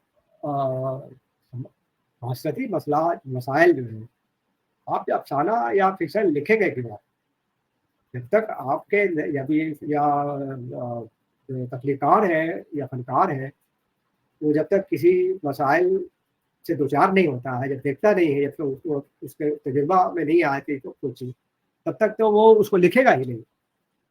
तो मामला ऐसा है कि जो इंसानी जो तजुर्बात हैं, इसकी जो समाजी या माशी या मजहबी कोई भी मसाइल है, उससे जब तक वो दो चार नहीं होगा मुश्किलात ज़िंदगियों से, तब तक तो वो लिखेगा नहीं।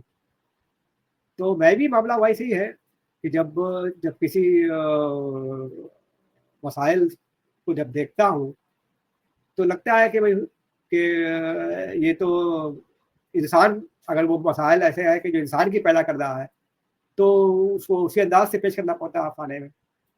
अब जैसे कि हमारे यहाँ पर सीपीएम के ज़माने में अभी अभी अभी मसाइल, अब हमारा एक नॉवेल आया, जैसा कि आप देख लीजिए, वो हजूर आमा, उसमें मसाइल है। मसाइल ये है कि एक तबका जो है, बहुत ही पिछला तबका है, भादी समुदाय, उनके सामने में बहुत बड़े मसाइल खड़ा हो गया। जब से वो नेपाल में जमहूरियत आई है, तब से वो लोग बेकार हो गए।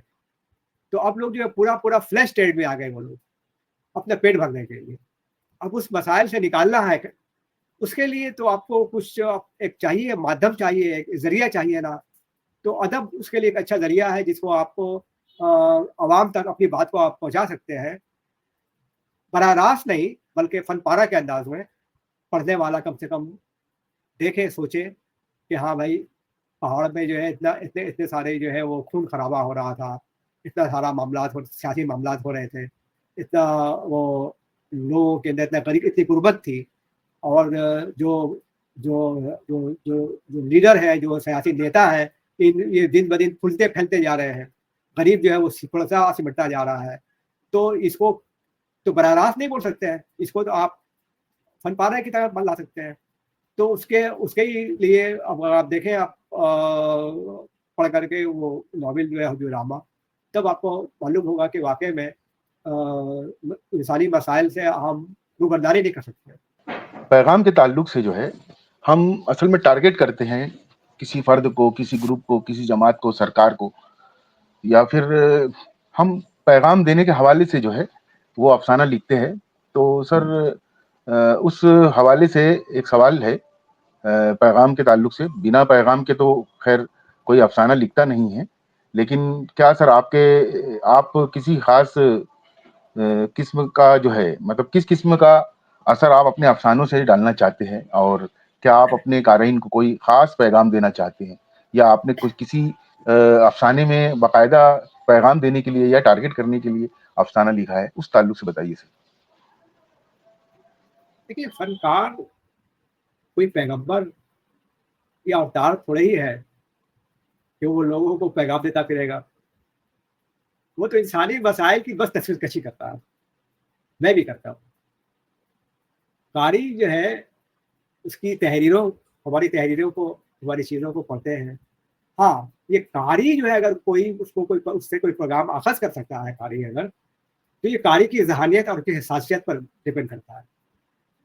लेकिन कोई भी फ़नकार अगर अपने फ़नपारे में किसी पैगाम की तफसीर करेगा, तो एक ने करने की कोशिश की थी, तो इतना अच्छा राइटर होने के बावजूद पता नहीं क्यों मुझको तो उसे फिशा निगार कहते हुए बहुत बहुत डर लगता है बहुत। और नाम सुनेंगे कौन है? वो बहुत बड़ा फिशा निगार। हाँ, उनकी ज़बान अनमैच है। हाँ, तो ये जो है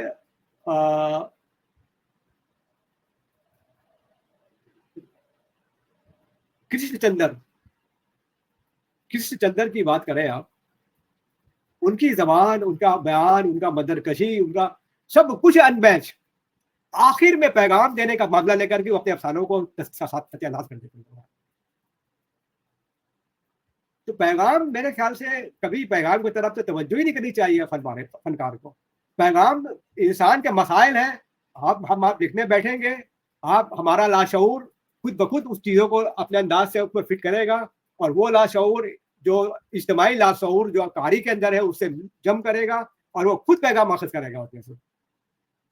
इसलिए मुझको लगता है कि ऐसा नहीं लगता है कि कोई पैगाम देने के लिए आदमी और फनकार और तख्लीकार को उतावला होना चाहिए कि हमने ये पैगाम दिया। अरे पैगाम हम नहीं दे सकते, हमारा काम लिखने का है। एक मसाइल है, उसको फन अंदाज में पेश करना है कि एक फनपारा बने, पढ़ने वाला उससे हिस्स हासिल करे और कुछ न कुछ उससे तजुर्बात हासिल करे, और ज़िंदगी की मुश्किलात को समझे, दाखिली कशमकश से दो चार हो, और फिर वो समझे कि हाँ, इसमें पैगाम कुछ मिला या ना मिला हमको। तो मैं तो ये समझता हूँ। हाँ, ये कारी पर मुनहसर करता है कि उसमें से क्या वो पैगाम निकालता है। हाँ, अब ये कह सकते हैं गाली जो है उससे क्या असरात अख़ज़ कर सकते हैं। तो मैं ये चाहता हूँ कि हमारे कारी जो है किरदारों की तकलीफ़ और उसके अंदरूनी जद्दोजहद के ज़रिए जो हमदर्दी और इंसानी जज़्बात जो है उसको बेहतर तरीके से समझे। बस मैं ये समझता हूँ कारी ये समझे कि मैंने जो किरदार खल्क़ किया है उसकी तकलीफ़, उसकी साइकी, उसकी जद्दोजहद, उसको समझे, उसके साथ हमदर्दी करें, इंसानियत का बर्ताव करें। यही काफ़ी है। यही असरात होने चाहिए कारी के ज़हन में। तो अफ़साने के ज़रिए कारी को समाजी नाइंसाफ़ी, तबक़ाती तफ़रीक़ और चूँकि हकूक़ जैसे मसाइल पर गौर करने की हम दावत दे सकते हैं सर। पैगाम भी दे सकते हैं। सॉरी टू जी से। सर, पैगाम के हवाले से सर बहुत अच्छी बात आपने कही। हाँ, हाँ, असल में सर आजकल हमारे जो तबसरा निगार और तज़िया निगार होते हैं, तो पैगाम के ताल्लुक से इतना कुछ कह देते हैं कि ये सवाल जो है पूछना ज़रूरी हो गया है। इसलिए मैं तो जितने भी मेहमान हैं सभी से सवाल कर रहा हूँ। बहरहाल सर, अब थोड़ा-सा नए लिखने वालों की रहनुमाई के ताल्लुक से कि सर आप नए अफ़साना निगारों को क्या मशवरा देना चाहेंगे? और कौन-सी गलतियाँ नए लिखने वाले अक्सर करते हैं, और उनसे किस तरीके से, किस तरह बचा जाए? उस ताल्लुक से थोड़ा-सा रहनुमाई फरमाएँ सर। देखिए, मैं अपने तजुर्बे से कह सकता हूँ। मैं बराबर सुनता रहता हूँ और आप भी सुनते रहते होंगे कि मैं जब क्लास 4 में था, मैंने पहला अफ़साना लिखा। मैं क्लास 8 में था, मैंने अफ़साना लिखा। ये आम तौर पर हम अब आप सुनते रहते हैं। लेकिन जो लोग यहाँ दावा करते हैं, वो कहाँ टिकते जा करके बताइए मुझको। मैंने तो नहीं कहा, मैंने कहा 40 वर्ष के मैंने पहला अफ़साना लिखा। जब मेरे बच्चे बड़े हो गए, जब मैं अधेड़ उम्र को पहुंच गया, तब मैंने कलम उठाया। तो इसलिए नए लिखने वालों को देखिए, मैं यही कहूंगा कि मैंने जब 40 साल तक मैंने क्या किया, मैंने कहा आपको, मैंने 40 साल तक सिर्फ पढ़ा, मुताला किया। तो मैं नए लिखने वालों को यही कहूंगा कि भाई मेरे, आप अपना मुताला जो है, मुताले का मामूल बनाएं, लिखने को भूल जाए आप थोड़े दिनों तक, आप कलम रख दें, पहले 2-4 बरस तक आप पढ़ें, मुताला करें। और अगर वाकई में हमको अगर फिक्शन लिखना है, अब वो अपने तय करेगा अफसाना लिखना है ना नावल लिखना है। तो आमतौर पर तो शुरुआत तो आदमी अफसाने नगारी से ही करते हैं लोग। तो अफसाना लिखना है तो अफसाने में आप समाज को क्रिएट करेंगे, तो आपको थोड़ा सा सोशियोलॉजी पढ़ना पड़ेगा, आप कोई तारीखी पसमंदा डालना पड़ेगा, तो तारीख पढ़नी पड़ेगी आपको, कुछ सियासी मामलात को समझना पड़ेगा, तो आपको सियासियात में पॉलिटिकल साइंस के कुछ थ्योरीज पढ़ने पड़ेंगे, आपको कुछ ह्यूमन साइकोलॉजी को पढ़ना पड़ेगा। ये तमाम चीजें पढ़े ना आप, पहले लिखने की क्या जरूरत है। अब पढ़ने के बाद में, अब वो तमाम तालीम को ध्यान में रखने के बाद, अब आप जो अपना मुशाहदा करेंगे, अपने समाज में किसी अमल को देखेंगे, कोई मजहर को देखेंगे, तो आप उस एंगल से सोचेंगे। आप फिर वो दूसरों के एंगल से नहीं सोचेंगे। जब उस एंगल से सोचेंगे तो आपके अंदर में वो एंगल पैदा होगा, जो आप अपनी तकलीफ में उसको अपनी तरह से ढालेंगे। तो मेरे ख्याल से मुताला जो है, ये पहला मामूल बना है। दूसरा मामला ये कि लोग कहते हैं ना कि बहुत, इसने कहा था, क्या नाम है उसका, रोला बार्थ ने, कि हमको writing rights not the man. मैं नहीं लिखता हूँ, राइटर नहीं लिखता है, इसका जो पूरा लिसानी निज़ाम जो है, वो लिसानी निज़ाम लिखवाता है उससे। और गालिब का वो शेर तो सुना होगा ना, वो खामा शरीरे फरोस है, सरोस है, आती है आवाज गैप से। तो मामला जब लिखते बैठेंगे तो गैप से बातें आएगी। गैप से आएगी क्या? गैप से आने का जो आप हमारे अंदर जो लाशऊर है, उसको अपने मुताले के जरिए डेवलप खत्म कर लें, और जो लिसानी निज़ाम हमारा, उससे खुद को मुताबिकत कर लें, अडेप्ट कर लें उसके साथ में। और अडॉप्ट करने के साथ, उसके साथ में अपना मुताबिकत करने के लिए जरूरी है कि हमको कुछ आस-पास के जो दूसरी ज़बानों के जो फनपार है, उसका तर्जुमा करें। तर्जुमा से क्या होता है कि एक जुमला, एक वर्ड, एक चीज़, एक फुकरा, वो आपका जो है, वो आपकी ज़हन के साथ में बैठता है वो। और फिर आप उस लिसानी, उस समाजी माहौल का एक हिस्सा बनते हैं। फिर आप जब लिखने बैठेंगे, तब यकीन मानिए, फिर आपको कोई रोक नहीं सकता है। तो इसके लिए मैं लगता है कि आपको मुताला करें, तर्जुमा करें और मुसलसल लिखें। और लिखने के बाद खुद पर ही तनकीद करें, खुद पढ़ें और खुद अपनी खामियां को निकालें और अपने दोस्तों को सुनाएं।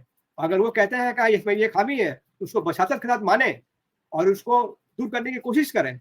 और घबराए बिल्कुल नहीं रद्द-ए-अमल से घबराने की बिल्कुल जरूरत नहीं है एकदम। तो ये तमाम चीज़ें ऐसे मुस्तकिल मिजाजी, सब्र, ये तमाम चीज़ें ऐसी हैं कि तमाम नुकात अगर नए लिखने वालों को समझे तो उनकी चीज़ें ऑटोमेटिकली दिख रहेगी।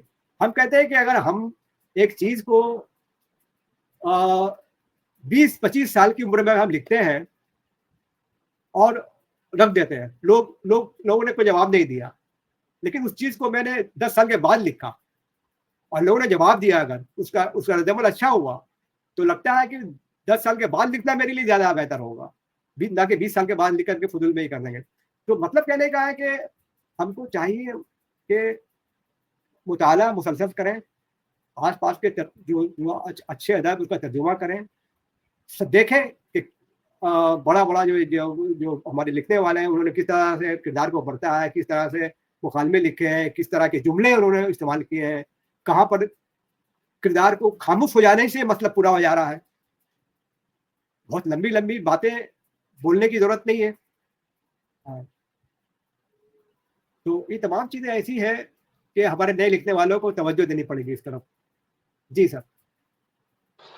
जी सर, बहुत कारामद बातें आपने बताई सर। नए लिखने वाले अगर उस पे अमल करें, तो इंशाल्लाह उन्हें बहुत फ़ायदा होगा।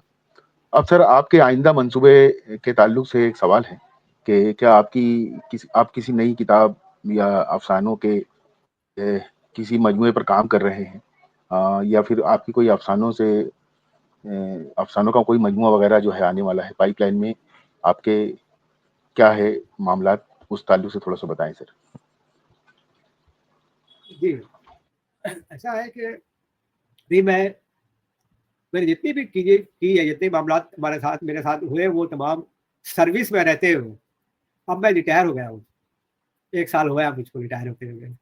अब मेरे पास पहले के मुकाबले में वक़्त कुछ ज़्यादा है और काम उससे कहीं ज़्यादा है करना। बहुत सारी चीज़ें ऐसी हैं जो मुझको करनी है अभी। हाँ, अगर सेहत साथ दे तो दुआएँ रहें आप लोगों की। अभी एक नॉवेल मेरा आ रहा है, जुगबानी के नाम से,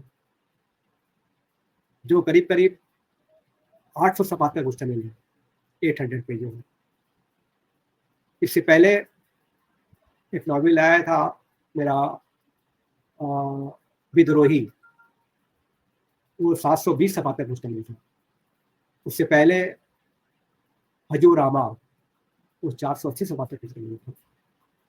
तो ये जो मामला जिस तरह से है कि एक नॉवेल को लिखने में ही तो बहुत टाइम लग जाता है।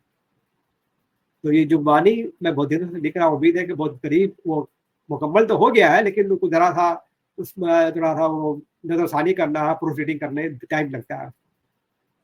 मेरा एक अफ़साना कई अफ़साने लिखे हैं मैंने, वो भी करीब-करीब मजमूआ एक तैयार है। बहुत जल्दी वो महायूद के नाम से वो भी आएगा। मैंने बहुत सारे मज़ामीन लिखे थे शुरू के ज़माने में, वो मज़ामीन का मजमूआ भी बहुत सारे दोस्तों ने कहा है कि उसको भी आप किताबी शक्ल में लाइए। और ये नॉवेल लिखने के बाद मैं कुछ अफ़साने लिखूँगा जो ज़हन में ऑलरेडी मैंने पनप रहा है, के ख़यालात पनप रहे हैं। और इसके अलावा अ,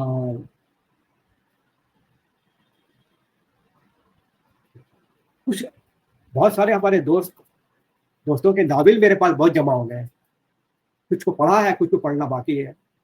तो तमाम चीज़ों को पढ़ने के बाद ये तबसरा हो या मज़मून हो, किसी भी शक्ल में मैं उस पर लिखूँगा ज़रूर, ताकि आज जो फ़िक्शन लिखे जा रहे हैं, जो अफ़साने लिखे जा रहे हैं, जो नावल लिखे जा रहे हैं, वो जो लिखने वाला जो आमतौर पर तनकीद जो करने वाला है, मुझको कहीं न कहीं खटकता है कि तनकीद करते हैं, ये दोधारी निभाने का मामला ज़्यादा आता है, या बहुत ज़्यादा कभी-कभी खिंचाई कर दी, दुश्मनी निभाने का मामला आता है, ग्रुपबंदी का मामला आ जाता है।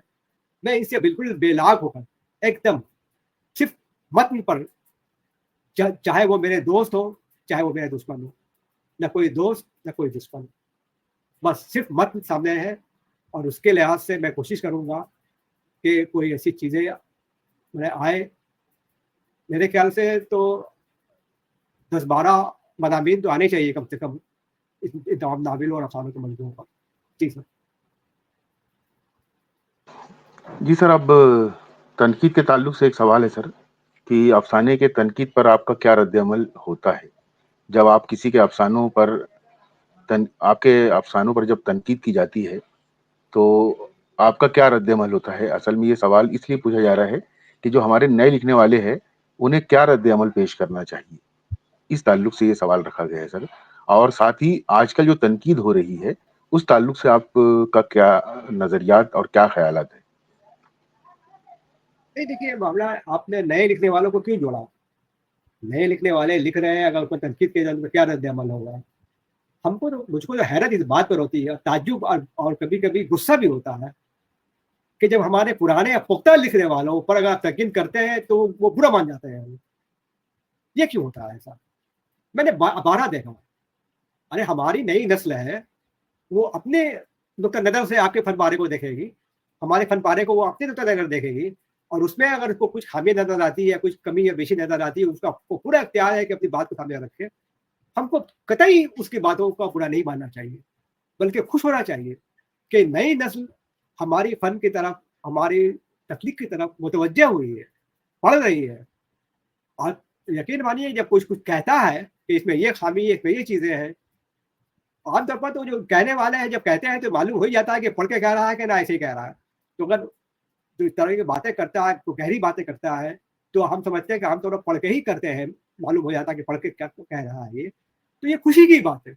अरे उसको कहने का और उसको उसको जो है वो उंगली उठाने का, अंगुष्ठ करने की उसकी आदत अगर है, अच्छी बात है ये। और मैंने देखा कई दफा कि हमारे जो लिखने वाले नए मतलब पुराने लिखने वाले हैं, बहुत बहुत मजे में लिखने वाले हैं, उनके उनके यहाँ पर बहुत सारी खामियां हैं। अरे प्रेमचंद के अंदर देखिए ना, प्रेमचंद के अंदर अब मिसाल का कफन आप देख लीजिए, कफन के अंदर क्या कम खामियां हैं। एक औरत दर्द दे से चिल्ला रही है और आसपास में कोई है नहीं, क्या जंगल में वो बच्चा दे रही है, वो जंगल में रहती है, वो एक समाज में रहती है, और कौन औरत का पेट से ये औरतें आसपास की जान जाती है और उस वक्त में पास आ जाती है। तो कफन की एक खामी है, तो हम अगर उस पर कोई बच्चा या हम अगर खामी निकालते हैं तो क्या प्रेमचंद बुरे मान जाएंगे? खामी तो है उसमें, हर फन पारे में कुछ ना कुछ खामी तो रहेगी, हमको खामी से घबराना नहीं है। तो हमारे नए लिखने वाले तो घबरा सकते हैं, लेकिन पुराने लिखने वाले ही घबराते हैं, तो ये हमको अजीब लगता है। तो भाई मेरे, आपको मैं ये कहूंगा जो नए लिखने वाले हैं कि अगर आपकी तरफ कोई उंगली उठाता है और खासकर अगर सीनियर का कोई बोलते हैं तो उसको तबर्रुक समझ के आप उसको एक्सेप्ट कीजिए। और अगर हम दोस्तों में कोई करते हैं तो आपके दोस्त है, वो आपकी चीजों की तरफ, आपको चीजों की अहमियत दे रहे हैं, इसको बहुत अहम बात समझिए आपके लिए। वरना लोग तो ऐसी दुश्मनी निभाते हैं कि आंखें फेर लेते हैं, बेतवज्जही करते हैं। उससे तो कम से कम बेहतर आप हुए ना। जी सर। सोशल मीडिया के ताल्लुक से आप क्या सोचते हैं? अफसानों को या फिक्शन को या नॉवेल को जो है, इस सोशल मीडिया से फायदा हुआ है या नुकसान हुआ है? इस ताल्लुक से आपका क्या नजरिया है सर? देखिए सोशल मीडिया, हर हर आने वाले टेक्नोलॉजी जो है इंसान की भलाई के लिए होती है ना। हर आने वाली जो चीज़ें हैं, जो इन्वेंशन है, वो तो इंसान की भलाई के लिए है, उसके उसकी सहूलियत के लिए है। तो सोशल मीडिया भी सहूलत के लिए है। कल हमें जो है फ़ोन, देखिए आज जो है आप मोबाइल आपके हाथ में है, कल जो है वो घर में होता था और परसों जो है घर में भी नहीं होता था। तो इस लिहाज से हम लोग बढ़ते-बढ़ते सोशल मीडिया तक आ गए हैं कि अब हम लोग सिर्फ़ बात नहीं करते बल्कि एक-दूसरे को देख भी रहे हैं। और इसमें अगर इसमें अगर हमारा अदब भी जुड़ जाए, अगर अदब भी हम से सोशल मीडिया से अदब भी फ़ायदा उठाए और उठा भी रहा है, तो ये बहुत अच्छी बात है। अब देखिए ऐसा है कि मुझको भी शायद कोई नहीं पहचानता, या मैं भी बहुत सारे लोगों को नहीं जानता अगर सोशल मीडिया नहीं होता। आज से 7-8 बरस पहले मैं सोशल मीडिया से जब पहली दफ़ा जुड़ा, तो सोशल मीडिया में बहुत सारे फोरम चलते थे अफसाने के, और वो अदबी फोरम जो था, आप समझ लीजिए आप, उसमें जो है फेसबुक ग्रुप बहुत सारे थे उसमें, जैसे उर्दू अफसाना में जो है बहुत सारे फोरम से मैं जुड़ा था शुरू के ज़माने में। आपको शायद तो पता होगा, सदफ इकबाल अबरार मुझे चलाते थे शुरू के दिनों में। तो मुझको उन लोगों ने दावत दी तो मैं उसमें जुड़ा पहली दफ़ा। वो अफसाने मैंने जब पोस्ट किए तो शबीर अहमद साहब ने पहली दफ़ा कहा कि अरे भाई, शबीर अहमद का जो अफसाना लगाया है आपने, उसमें बैनर नहीं लगाया क्यों? कदम बैनर लगाओ उसमें। तो ये भी पता नहीं था कि बैनर लगाने से लोग ज़्यादा मुतवज्जो होते हैं, ये भी मालूम हुआ उस ज़माने में। तो बहुत सारे लोग आपके अफसाने लोग पढ़ते हैं, आप दूसरे के अफसाने पढ़ते हैं, आपके अफसानों पर इंस्टेंट वो तासुरात आते हैं, चाहे वो मनफी हो, चाहे वो मुस्बत हो। तो आपको तमाम चीज़ों से आप वाकिफ़ हो जाते हैं। अगर पहले जो है वो किसी रिसाले में छपता था, तो आप दूसरे पैरे तक बैठे रहिए या किसी का फ़ोन का इंतज़ार कीजिए, अगर फ़ोन नंबर दिया होगा अगर किसी रिसाले वाले ने, अगर आप इसमें, तो फ़ोन करेगा। बहुत सारे रिसाले वाले तो वो पता तक नहीं देते थे लिखने वालों का, ताकि वो पता भी मालूम करने के लिए वो मुदीर को की खुशामद करनी पड़ती थी। तो पहले क्या होता था कि खत किताबत के ज़रिया या फ़ोन के ज़रिया बराह रास्त कारी जो है वो अदीब से मुतवज्जो होता था, और टाइम लगता था उसमें। एक खत लिखता था, एक बरस, एक महीना 2 महीने के बाद दूसरे शुमारे में वो खत छपता था, फिर उसका जवाब, मामलात। तो इसमें इंस्टेंट जो तासुरात थे वो सामने नहीं आते थे। सोशल मीडिया का बहुत बड़ा एक फंक्शन ये है कि आपने जो लिखा उसके सिर्फ 1-2 नहीं, उसमें वो एक आपने एक अफसाना लिखा तो 1-2 खत आए, 1-2 फ़ोन आया। आप अफसाना लिखते हैं सोशल मीडिया पर, तो एक-एक अफसाने पर 100-100, 200, 300 तक आपके कमेंट्स आते हैं। उसमें एक कम अगर 100 कमेंट आते हैं तो 5 कमेंट तो ऐसे होते हैं कि वो आपको वो काबिल तवज्जो होते हैं। 95 को छोड़ दीजिए आप, कि एक दूसरे की तारीफ करते हैं, ये करते हैं, वो करते हैं, उसमें लोग बिगड़ भी जाते हैं। लेकिन जो आदमी बहुत सुलझा हुआ होता है, उसमें से वो निकाल लेता है कि हमको किसकी बातें सुननी है, किसकी बातें नहीं सुननी है। तो ये हुआ कि उसके बाद में एक आलमी अफसाना फोरम वहीद कमर ने जर्मनी में शुरू किया, आज तक भी आज भी चलता है। तो शुरू ज़माने में मैं भी वक्त अफसाने वहाँ में भेजा करता था। एक सैयद तहसीन गिलानी थे, वो सुखनवर नाम का एक फोरम चलाते थे पाकिस्तान के, वो भी उससे भी मैं जुड़ा था। तो ये तमाम लोगों के यहाँ पर जो ख़ास बहुत सारे मुश्तरक लोग थे जो अफसाना लिखने वाले भी थे, और कुछ ऐसे भी लोग थे कि जो अफसाना लिखते नहीं थे, उनका काम था सिर्फ तबसरा करना, जिसमें एक दो को तो मैं हैरत होता था कि ये लोग तनकीद क्यों नहीं लिखते अफसानों पर, फिक्शन पर। एक नाम मैं आपको बोलूँ, अरशद अब्दुल हमीद साहब। अफसर अब्दुल हमीद साहब ये टोंक के राजस्थान के हैं, मैं नहीं जानता था उनको, पहली दफ़ा अफसाने फोरम से ही जुड़ा, और उनका जब तनकीद, जब उनका अफसाने पर तजिया पढ़ना शुरू किया मैंने, तो मैं तो हैरत हो गया कि ये आदमी किस किस गोशे से सोचता है चीज़ को। तो ये भी मुझको सोशल मीडिया ही से सीखने का मौका मिला। और अरशद अब्दुल हमीद जैसी शख्सियत हमको वहीं से दरियाफ्त हुई हमको। आप रियाज तौहीदी है, हाँ, आपका वो मरियम समर है। अच्छा, 3-4 ऐसी खातून सामने आई कि बला की ध्यान रखने वाली, जो इसमें एक अस्मा हसन, मुनज़्ज़ा एहतिसाम और फारिया अरशद, ये तीनों पाकिस्तान की, लेकिन अस्मा हसन शायद हांगकांग में रहती है, और फारिया अरशद और ये एहतिसाम हुसैन दोनों, एहतिसाम मुनज़्ज़ा एहतिसाम शायद अभी वो छोड़ दिए होता। लेकिन मामला कहने का है कि ये ऐसी हम कहते हैं ये भी इसी फोरम की पैदाइश वो परवरदा है। हाँ, वो खुद कहती है कि हमने सीखा ही इसी फोरम से। तो अभी जो है आप लोगों ने एक फोरम व्हाट्सएप ग्रुप से शुरू किया था जो कुछ दिन पहले, 2-3 साल पहले, और सलाम बिन रज़ाक साहब का फुल मेरे पर आया था कि शब्बीर तुम इस फोरम से जुड़ो, तो मैं जुड़ा भी था, बहुत अच्छा था, बस में अफसाना। तो ये बहुत अच्छा है। हमको लगता है सोशल मीडिया बहुत पावरफुल ये है, लेकिन बहुत सारी चीज़ों को आपको नज़रअंदाज करना पड़ेगा। सिर्फ ऐसी चीज़ों को देखना पड़ेगा जिससे वाकई में आपकी तख्लीकी सलाहियत परवान चढ़ सके, वरना मिसरीडिंग ही बहुत सारी चीज़ें होती हैं उसमें। आपके ख्याल में अफसाना निगारी का फन क्या है? मतलब अगर आपसे पूछा जाए तो आपकी क्या तारीफ है उसकी, और क्या आपके नज़दीक अफसाना निगारी का मुस्तकबिल कैसा है? मतलब अफसाना निगारी, आने वाला कल अफसाना निगारी का मेरे वो क्या है? मेरे ख्याल में अफसाना निगारी का फन, देखिए, तो इस तरह से करके इंसानी तजुर्बात, जज्बात और मसाइल को मुख्तसर मगर मौसर अंदाज में पेश करने का हुनर है ये अफसाना निगारी। कई चीज़ आ गई क्या, इंसानी तजुर्बात, जज्बात और मसाइल को मुख्तसर इख्तिसार के साथ मौसर अंदाज में पेश करने का ये हुनर है, हुनर। तो ये हुनर तो सीखना पड़ेगा अफसाना निगारी में। तो अफसाना निगारी में एक खास जादू है, ये भी कहना कि चंद सिफात में ही आप एक मुकम्मल दुनिया तख्लीक कर सकते हैं। ये फनकारी के दिल और दिमाग को छूता है, उसे सोचने पर मजबूर करता है, और बाज़ औकात उसकी ज़िंदगी की हकीकतों से मुतारिफ कराता है, जिन्हें वो अक्सर नज़रअंदाज कर देता है, मैंने कर दिया करता था। तो ये अफसाने का फन की ये खूबी है। अफसाना निगारी को इस तरह से आप डिफाइन नहीं कर सकते हैं। वैसे बहुत सारे लोगों ने कहा कि अफसाना में 10 मिनट में पढ़ने की चीज़ें हैं और आधा घंटे में पढ़ने की चीज़ें हैं, और ये वदत तसव्वुर है, और वो सब इकाई है, ये सब मामलात हैं। लेकिन मैं वो तमाम तकनीकी मामला में नहीं जाना चाहता हूँ। मैं जो एक अमली लिहाज एतबार से मैंने जो देखा, अफसाने को समझा है, वो इस लिहाज से मैंने बात की है आपके सामने। अफसाना निगारी का मुस्तकबिल तो बहरहाल अच्छा है।